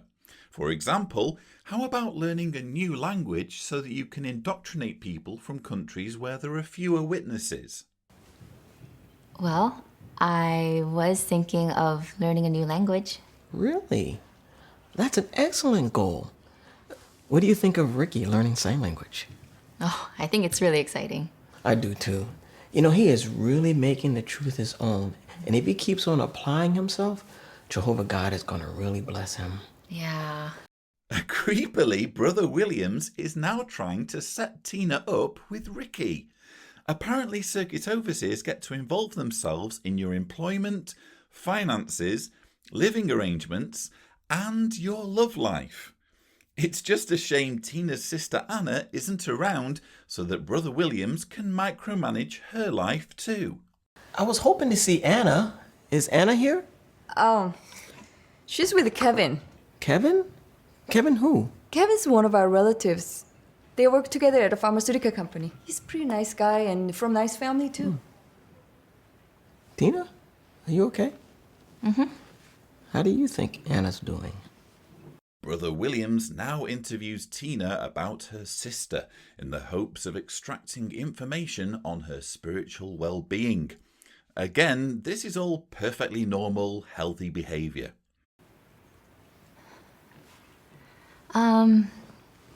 She's going through different things right now. We invited her friend over from the other congregation to maybe encourage her. That's nice. But you know, I have to commend you because you're doing so well spiritually. Keeping up with your spiritual routine, and you think about learning a new language so you can help out. Keep up the good work, don't give up. But Tina, we're not going to give up on your sister. She has the potential of being a fine servant of Jehovah. And she has a good heart. I'm confident that in time, she's going to make the right decision. Yes, don't worry, Tina. Anna may have her life calibrated in a way that Brother Williams disapproves of, but all is not lost. Having weighed in on your family's choice of apartment, your mum and dad's work and financial arrangements, and even your choice of future spouse, he's determined to peer pressure help Anna appreciate that only by serving the organisation can she find happiness and fulfilment. It's just a shame that Anna is too busy with her work to benefit from Brother William's meddling. Wisdom. This looks really good, Anna. Good job. Really? Thanks. Hey, we're still behind schedule though, so I'm gonna have to ask you to work overtime with the rest of the team, just till we get caught up, okay? But I can't tonight. I have a family dinner I have to go to. Dinner? Anna, if you want to be successful, work needs to come first. Everyone else is doing it. Everyone else is doing it. That's apparently what bosses say to employees when they ambush them with extra work out of the blue. You have to admit, this is some very special script writing. Fine. I'll text my mom and tell her I can't make it. Good. Don't worry, she'll understand. It's not my mom I'm worried about. It's my dad. He doesn't want me working late anymore. Fine, I'll cover for you. We're all working late anyways, so I'll give everyone a ride home and afterwards we'll step in for a few minutes and I'll explain that's all my fault. Okay? Okay. So, does this mean we're gonna meet those uptight parents of yours? They're not that uptight. I'm kidding. Lighten up. Hey, Anna's family is pretty conservative, so just be careful what you do say. This should be interesting. Tess, just be nice, okay? Oh dear. Like all worldly people, Anna's workmates are intolerant, disrespectful mischief makers bent on causing controversy and offence. And they are due to meet Anna's parents after work is over. What will Anna do? Oh, Anna's home. Hi. Hey. It's customary to take our shoes off, so... Oh, okay. Hey, Kevin's here too. Come on in, guys. I know Kevin, but who are your friends, Anna? Oh yeah, Mom, Dad, this is Tess and Eric. We're in the same intern program. Nice to meet you all. Come on in and have a sit. Anna, come here. Would you like something to eat or drink? Anna, you missed dinner with Brother Williams tonight. And your friend from the North congregation, she came too. What happened? Dad, I know, but we had to work late. I sent Mom a text. Anna, I was trying to do something spiritually encouraging for the family. We're worried about you, honey. Okay, Dad, I'm sorry, but it's no big deal. It's just that the new medication we're working on, it goes to market soon.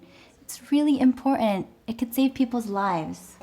No big deal. Anna, first of all, you know only God's kingdom will solve our problems. These kids and your work, it's getting in the way of what's most important. Jehovah's Witnesses watching this, don't forget to decline any life-saving pharmaceutical breakthrough your doctor may prescribe you that has resulted from the kind of pioneering work done by Anna and gifted scientists like her. After all, only God's kingdom will solve our problems. Dad, these kids are on my team and they understand what I'm working on. The brothers don't. It's way over their heads. Anna, don't you see they're changing you? Would you relax? Just go talk to them, okay? Yes, Brian, go talk to Anna's friends. What's the worst that could happen?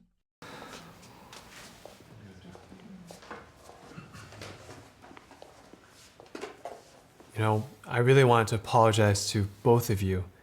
It's my fault that Anna's late today. I asked the entire team to work overtime so we could get caught up on schedule. But just to let you know, she's doing really good. And we really do enjoy having her on the team. Okay, thank you. You know, not just that, she's working with some good people. Tess and Eric, they're some of the best up-and-coming talents we have in the field. Your parents must be really proud of you. Oh, here we go. Anna's friends have barely opened their mouths and already conversation has turned to their parents, which is convenient for the scriptwriters who need to engineer a showdown between Brian and Tess over Tess's lesbian parents. Well, my moms are both really proud of me. I was raised by two wonderful women, you know, life partners. Oh, yeah, you know, my assistant Marty, I recently found out that he's gay. You say that like there's something wrong with it. Do you have a problem? Tess, don't do this. Why? There's nothing wrong with being gay. Tess, we live by the Bible's moral standards, but we don't force our beliefs on other people, and we don't judge anyone either. We just make our guests feel awkward by ambushing them with our backward, condescending, homophobic ideas if they mention in passing that they have lesbian parents. But you do think being gay is wrong. Eric, remember where we're at. Well, we believe there are standards of right and wrong that we should live by. And God's word says that sex is meant to be between a man and a woman who are married to each other. Look, I don't mean to be rude, sir, but the world has changed. Honey, maybe we're being too harsh on gays. Some people just seem to be programmed that way. Oh dear, Gloria. Your newfound wealth and materialistic lifestyle have infected you with progressive values and common sense. Before you know it, you'll be saying that gay and lesbian people have the same rights to marry as straight couples, and that who people choose to love and find happiness with is an entirely personal matter. Let's hope that Brian can find it within himself to silence his outspoken wife and gain control of this situation by asserting that an ancient book that advocates killing gay people is relevant as a moral authority. Look, I know not everyone agrees with us, but we all have free will. And God lets us choose to live by his standards or not. If we go against his standards, we end up hurting ourselves. He just wants what's best for us. And if we don't want to go along with what he thinks is best for us, he will kill us with his fiery wrath at Armageddon. In a loving way, of course. Anna, what about you? Do you agree with your father? Well, You know, we actually have another project due tomorrow. It's probably best that we get going. wait, at least let me walk you guys outside.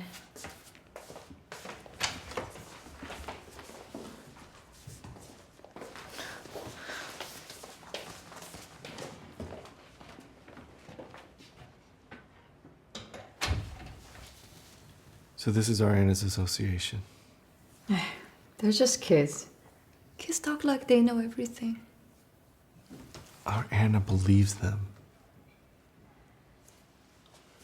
Quite frankly, it amazes me how much of an onus Watchtower is putting on homosexuality in some of its recent materials. We've had magazine articles, we've had worksheets, we've had videos, not just this one, but also the Caleb and Sophia video. It's really an issue that the Watchtower writing department seems to be quite fixated about, and I think it will be their undoing, because I think that many people watching this who are Jehovah's Witnesses, especially from the younger generation, people who are, encountering and interacting with gay and lesbian people on a daily basis, either at school or at work, they will know that this doesn't make sense, and they will know that it's not something that you can monitor. You can't control what someone's sexuality is. They just have it or they don't. And to insist that the Bible should have the final say on this, and I don't dispute, by the way, that the Bible has some strong things to say about gay and lesbian people, but that alone is something to give you pause for thought, because there is the scripture in Leviticus that calls for gay people to be killed. So quite clearly, not everything that the Bible has to say about gay and lesbian people should be taken seriously. Ultimately, what it all boils down to is belief, and that's why I found those final few words from Brian quite interesting. He says, she believes them. And this is after Brian has had the opportunity to weigh in, to give a convincing argument as to why it's wrong that Tess's parents should be lesbian, why it's wrong for them to be in that kind of relationship. He has completely failed to give a compelling argument as to why people shouldn't be gay or people shouldn't be lesbian. And that's because, quite frankly, there isn't one. If you want to argue against homosexuality, it has to be a religious argument. It has to be a theological argument. There is no scientific or rational or logical or frankly reasonable argument that you could make against people being gay or lesbian. And that's why I believe the more Watchtower bangs this drum, the more people will, the penny will drop, and especially the younger generation of Jehovah's Witnesses will start to see this for what it is, as bigoted and small-minded targeting of people who should just be allowed to live their lives the way they choose. Okay, so I think you have all the invoices, right? Mm-hmm. I gave you all the receipts, right? Yep, just got a couple more steps.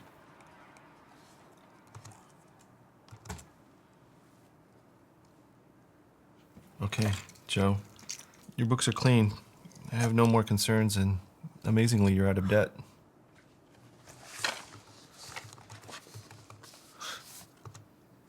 Amazingly.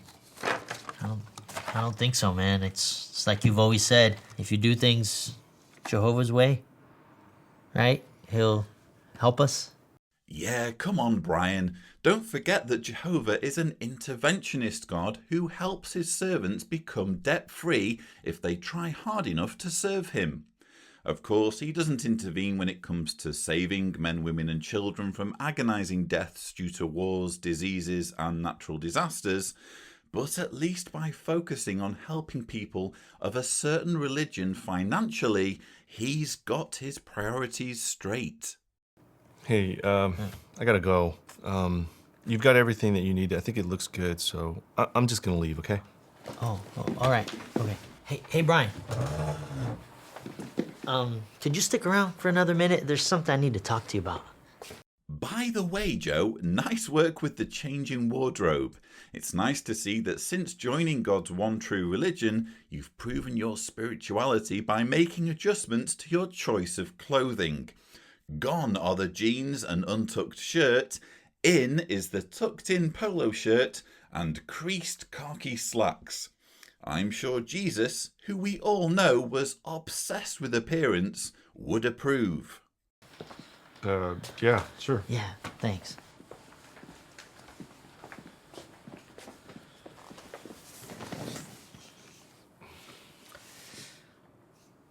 Look, Brian, I owe you a huge debt of gratitude, man. I was thinking back on when we first started studying. You remember that? I had all sorts of issues with my life, my family, my business, and my whole life was messed up. And one of the things that you always talked to me about was Matthew 6:24. You remember that?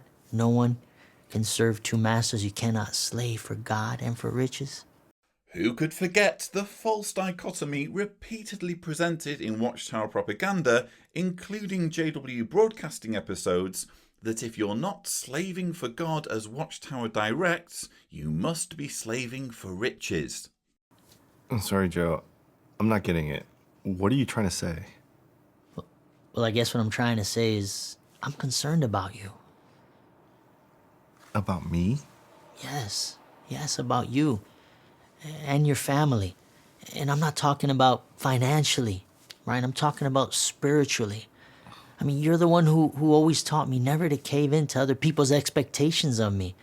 And now it seems like you're the one who's doing that. Well, man, what are you talking about, Joe? Brian, your whole life is changing, man. And not for the better. Look, it's written all over your face. Listen, you have no idea how much pressure Gloria is putting on me. You don't know what it's like to try to balance two lives, two worlds, and try to make it work. Oh, man, you're right. You're right. I don't know what that's like. So don't tell me about not changing for the better. Brian, all I know is what you taught me. And what you taught me was good, man. You made me look at myself, my family, my whole situation. And I had to ask myself, do I really know God? Am I truly happy? I mean, what you taught me, Brian, it gave me something new, the new world. It opened that up to me. It gave me and Mary and the kids, it gave us all something to live for, Brian. Unless you're one of Jehovah's Witnesses, you don't have anything to live for. But now when I look at you, my teacher, my brother, my friend, all I see is an unhappy man. So I thought it'd be a kind thing to help you the way you helped me. Brian, I made those changes in my life, the repairs that you helped me to make. So I just thought you could use a little reminder yourself. Because frankly, you're not the same person that I once knew. Man, I gotta go.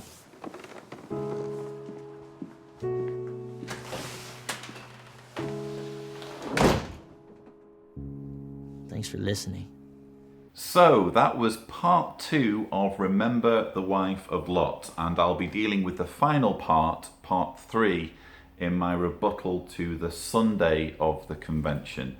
But wow, isn't it fascinating how Jehovah's Witnesses are really having this message driven in that if they don't take their beliefs seriously, if they don't have sufficient faith in the governing body, in their beliefs, in their teachings, it's just inevitable that they will become mindless, materialistic monsters who just can't be bothered with anything other than earning wealth, accumulating things, getting nice jobs. That's apparently all you're interested in if you're not one of Jehovah's Witnesses. But we must move on to the final symposium of Saturday, which is titled Learn Endurance from Creation, in which videos are shown which apparently attempt to reinforce Watchtower's claim that everything in the natural world has been created and designed by Jehovah. How does a camel survive in this harsh environment? Jehovah has uniquely equipped a camel for desert life. What is inside the camel's famous hump? It's mostly fat. A healthy camel's hump can weigh 36 kilograms or 80 pounds. It can draw on this fat reserve when food is limited. When given an opportunity, a thirsty camel can drink up to 95 liters or 25 gallons of water in just a few minutes. Yet their bodies lose little moisture, even in extreme heat. Interesting fact about the camel.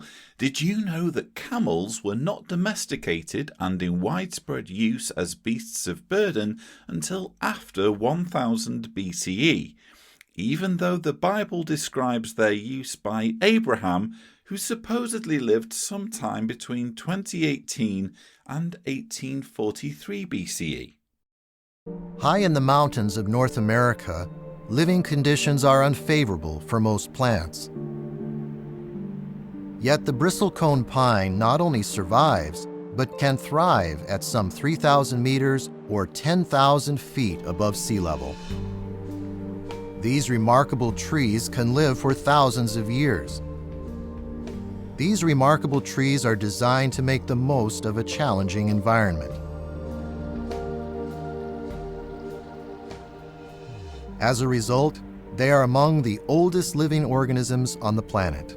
So obviously I was watching these videos when I first downloaded them when I was doing my research for this video, and I saw this one about the bristlecone pine and the fact that there are certain trees of this species that can live for thousands of years, and I was thinking, that rings a bell. I'm sure I've heard something about the bristlecone pine before, and indeed I had, and I'm going to show you now a clip from the debate between Bill Nye and Ken Ham of Answers in Genesis of the Creation Museum. Anyway, he's a well-known creationist, and they had this debate, and one of the arguments that Bill Nye raised involved the bristlecone pine.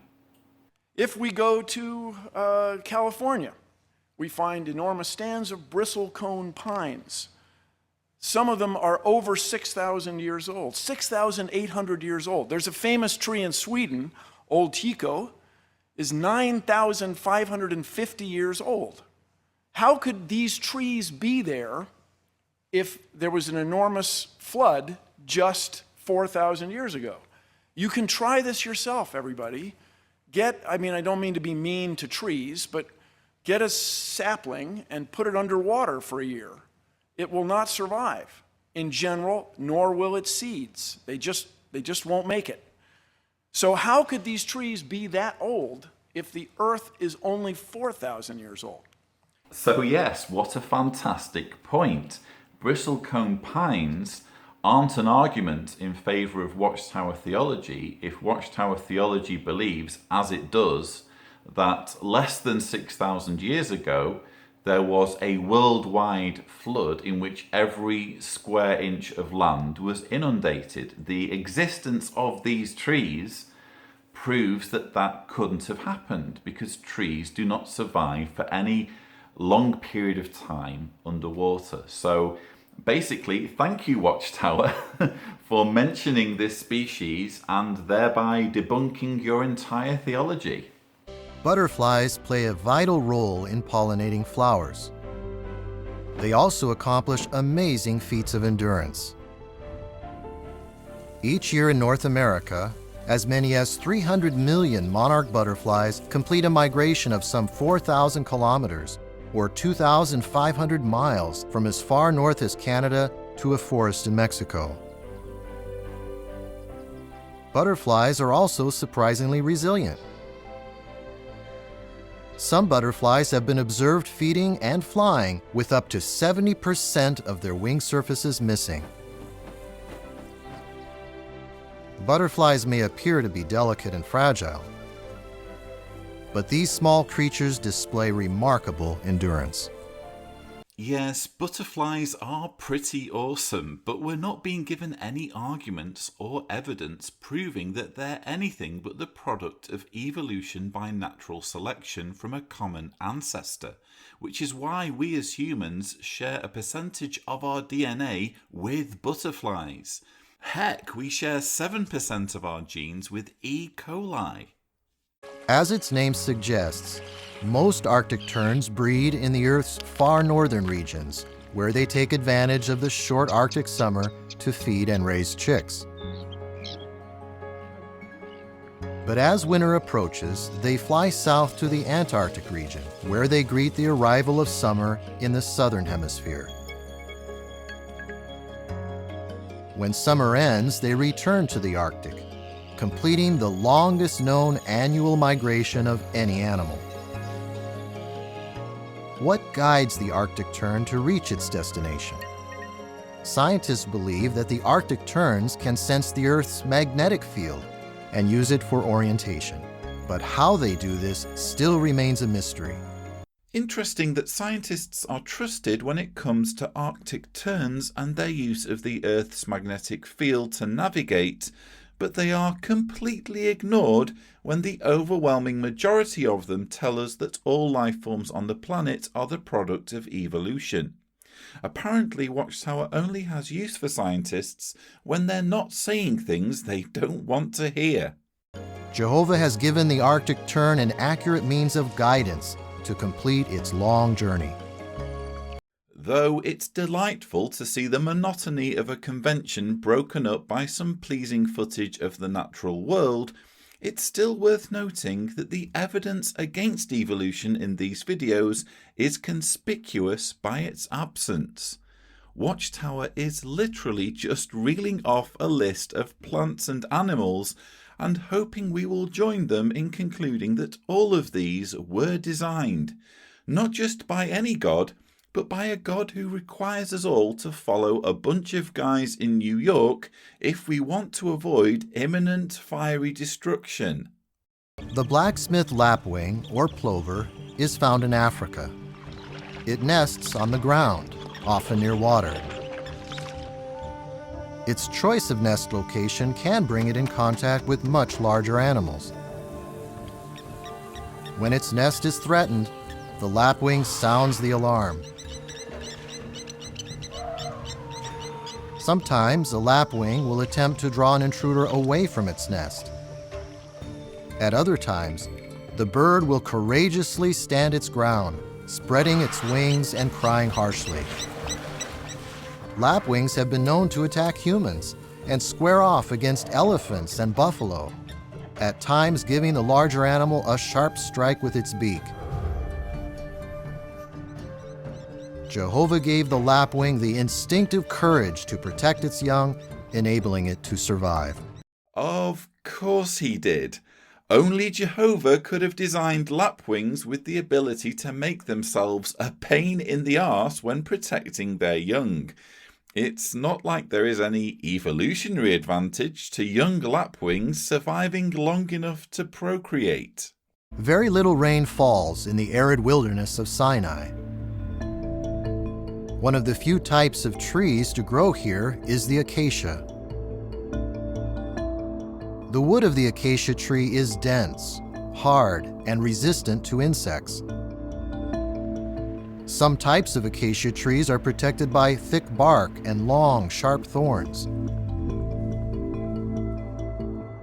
Acacia trees often grow closely together.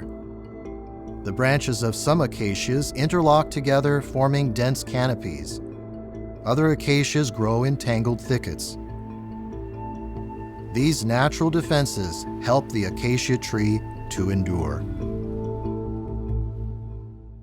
So there you have it, folks, the acacia tree, which apparently proves evolution to be a hoax and a false teaching. Now though, we must move on to the final talk of the Saturday, which is titled Young Ones, Your Endurance Makes Jehovah Rejoice. Jehovah loves children, and he has shown this by providing help and guidance for them down to our day. Yes, Jehovah loves children so much that he guides the governing body to stubbornly refuse to implement basic reforms so that sexual predators are prevented from preying on children with virtual impunity. And as an additional expression of God's love, how could we forget all the tools and resources released by Watchtower over the decades to help parents indoctrinate children into being loyal worshippers? For example, At the 1978 Victorious Faith International Convention, this release entitled My Book of Bible Stories was soon treasured by young ones around the world. Over the years, it's helped millions to come to love Jehovah and become his faithful worshipers. It's also traumatized millions of children with gruesome artwork depicting people being murdered, babies being hung upside down, women being thrown out of windows, and people falling to their deaths. The story that always meant a lot to me was that of Samson, especially the images that we had in the My Book of Bible Stories. They were so vivid to see the strength that Jehovah gave him and the way he supported him. But at the same time, the story always carried that if you weren't obedient to Jehovah, you lost that blessing and that strength. As I said, people falling to their deaths. Perfectly appropriate imagery to inflict on children when reading them a bedtime story. So I think as a young one growing up in the truth, especially when you went to school and you had to stand out and be different, to remember that Jehovah could support you and give you that kind of extraordinary strength, it gave you the power that you needed to make that stand. Even earlier, the Watchtower began a series of articles that became the basis for the book Listening to the Great Teacher. And later, that was rewritten and re-illustrated to become Learn from the Great Teacher. It tells us what kind of qualities our friend should have. I like chapter 35 called We Can Wake Up from Death because I used to be afraid, and now I know that Jesus will resurrect us no matter what, and so I'm not afraid anymore. Yes, the Learn from the Great Teacher book helps children to not be afraid. For example, by lovingly reassuring them that one day God will restore the earth to a beautiful paradise. By first violently massacring all who don't want to be Jehovah's Witnesses. In 2006, the Awake magazine started including numerous activities and puzzles for children of various ages. JW.org expanded on this content to include over 40 Bible character cards, illustrated Bible stories, games, coloring activities. My personal favourite in these colouring activities is the Join the Dot image featuring Lot's wife's agonising death as she is turned to salt. Or how about the delightful Join the Dot image of a soldier preparing to stab a baby to death?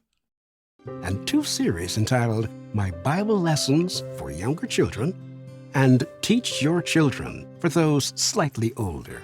And who can forget the Become Jehovah's Friend video series with Caleb and Sophia? Yes, Caleb and Sophia, the dynamic duo of compliant Jehovah's Witness children used by Watchtower to convey the wholesome message that plastic toys are a snare of Satan, failing to pay attention at meetings warrants the death penalty, and classmates with lesbian parents should be badgered with judgmental proselytizing. Oh, and who could forget the charming episode where Sophia learns to give her ice cream money to Watchtower. The videos help me to be bold for Jehovah. There's this little booklet/magazine called My Bible Lessons that I remember when I was younger.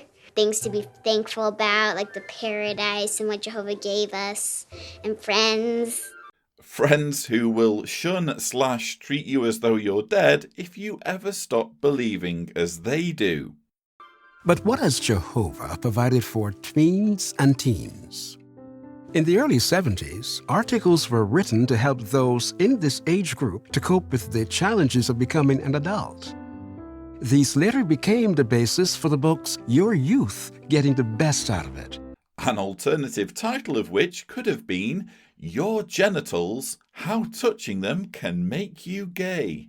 And more recently, Questions Young People Ask, Answers That Work, which similarly served to shower generations of witness kids with unending guilt and paranoia through sexual repression.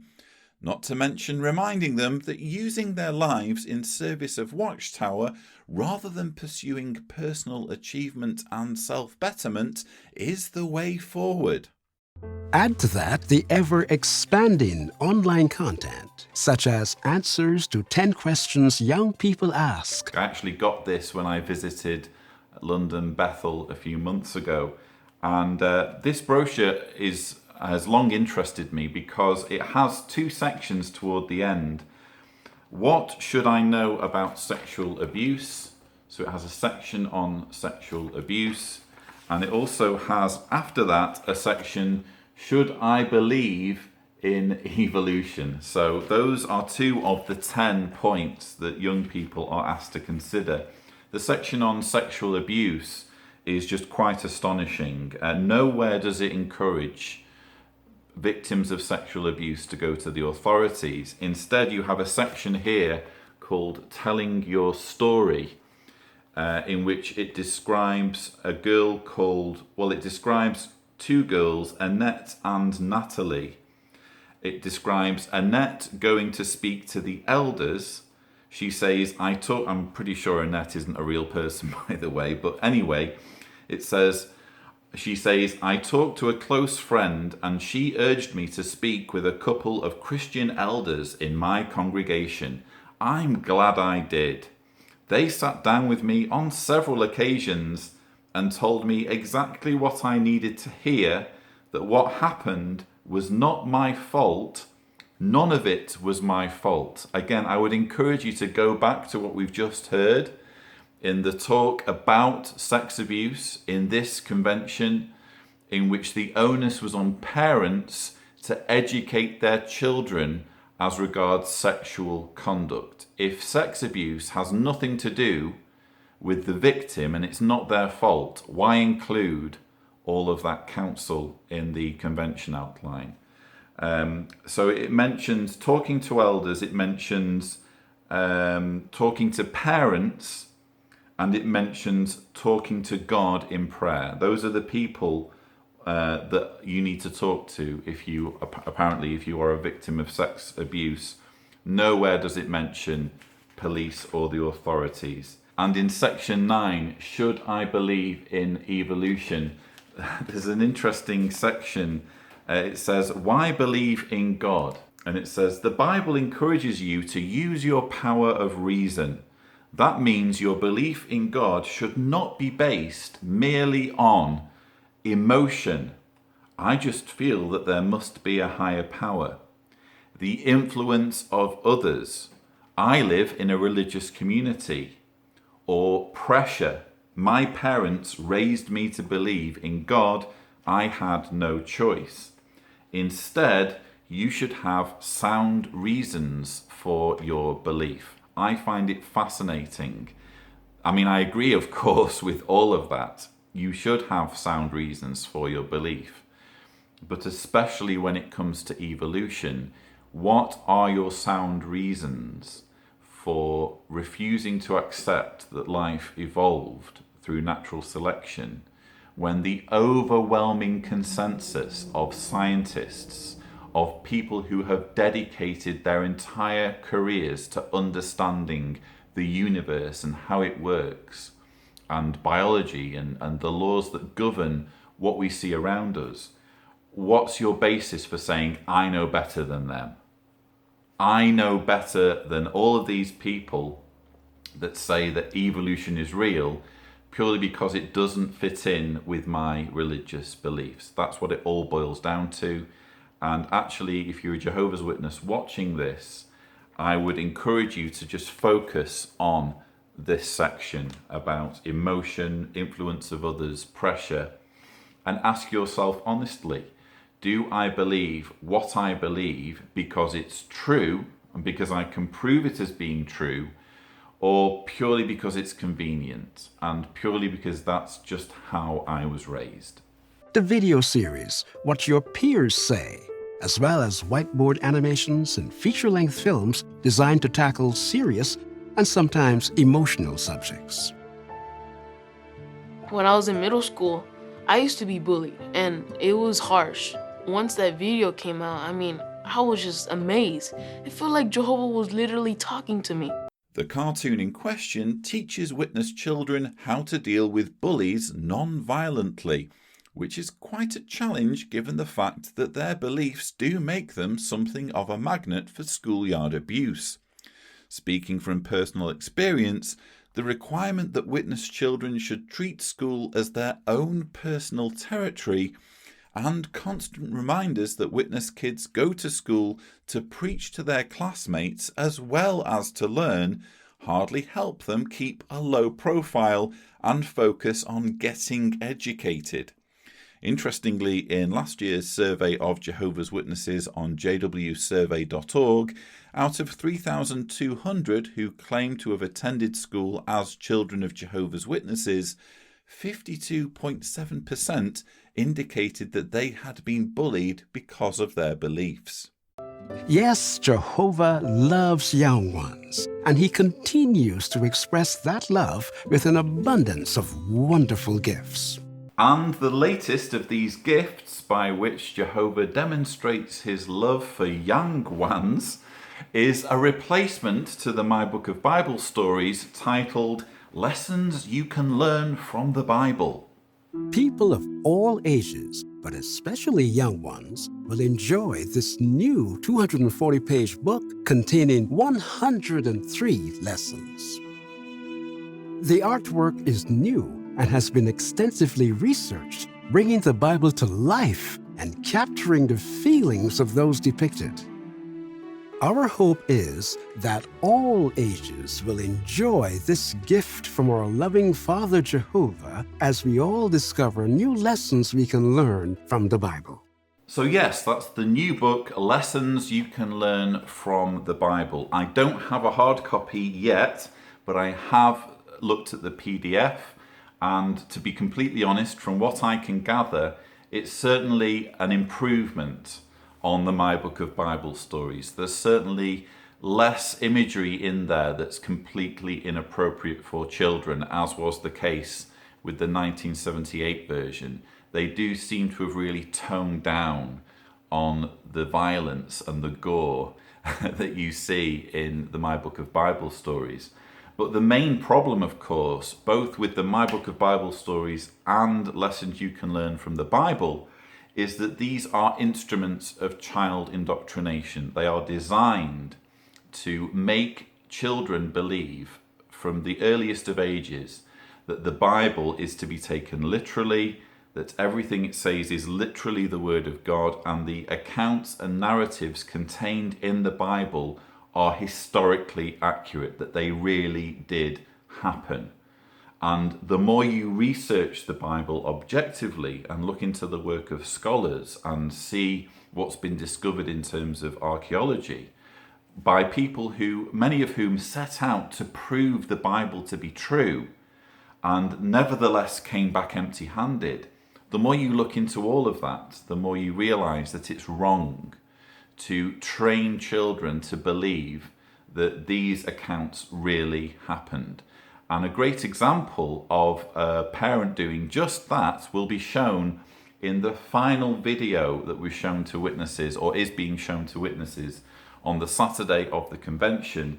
It's the latest, or one of the latest installments in the Caleb and Sophia Become Jehovah's Friend series, Be Humble, and it deals with the Tower of Babel. She thought that she could win, but there was no way. Next year, I'll be the fastest kid in the entire school. That's 'cause I'm not in your school. Oh, please. Remember last time when I beat you in front of the whole congregation?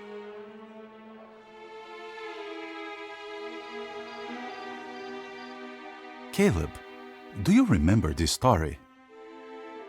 Oh yeah, that's the Tower of Babel. The story of the Tower of Babel in Genesis is supposed to explain why humans speak so many different languages. According to the account in Genesis chapter 11, when humans started to organize together into a large city, they conspired to build an immense tower in defiance of God. But God stepped in and confused their efforts by giving them all different languages, causing them to disperse throughout the earth. Of course, there is zero evidence to support this myth, which is also the case with pretty much all the stories described in the first 5 books of the Bible, otherwise known as the Pentateuch. That's right. Why were these people trying to build this tower? So they could live there? Actually, it was because they thought they were awesome and wanted to show off. But what did Jehovah think of that? Oh, he didn't like it. That's right. He even confused their languages so they would stop bragging. That's at best an oversimplification and at worst an outright misrepresentation of what the account says. According to Genesis chapter 11 verses 6 and 7, God said, "Look, they are one people with one language, and this is what they have started to do. Now there is nothing that they may have in mind to do that will be impossible for them. Come, let us go down there and confuse their language in order that they may not understand one another's language." Sounds like this had more to do with God being nervous about human potential than anything else. If he's so panicked by human achievement, I wonder how traumatic it was for him to see humans land on the moon, take HD photographs of Pluto, or land a probe on a comet. Suffice to say, when Jehovah's Witness parents do their level best to keep their kids out of college and university, their behaviour isn't entirely without divine precedent. But at school, everyone brags. I know. Lots of people brag. I have bragged too. But that's wrong. When we brag or show off, it's like we're building a tower for ourselves, just like the Tower of Babel. If I wanted to, I could set a new world record. No problem. If you say so, but I'm better at basketball than you. I was just messing around, but they say I'm a natural. The higher up we try to put ourselves, the more dangerous it gets. Do you know why? Because we'll eventually fall?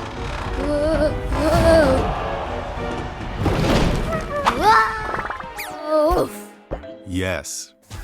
Yes, if there's one thing young Jehovah's Witnesses should learn, it's to keep their feet well and truly on the ground and avoid cultivating any aspirations for personal achievement, lest they are considered prideful or self-important. Their lot in life will be one of humility, austerity, and servitude. Also, 1 Peter 5:5 means that Jehovah doesn't want us acting like we are better than everyone else. Humble people don't need to brag, because Jehovah will make them feel good about themselves on the inside. So there you have it, the final video from the Saturday of the Don't Give Up convention.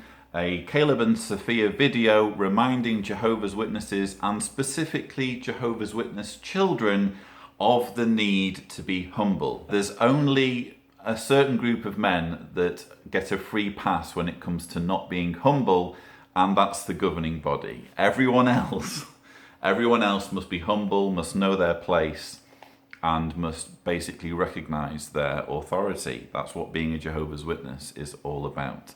So that has been the Saturday of the Don't Give Up convention, regional convention of Jehovah's Witnesses. I will, of course, now be turning my attention to making the rebuttal for the Sunday, the final day of the Don't Give Up convention. Stay tuned for that. But until then, I do hope you found this video useful. And as always, thank you for watching.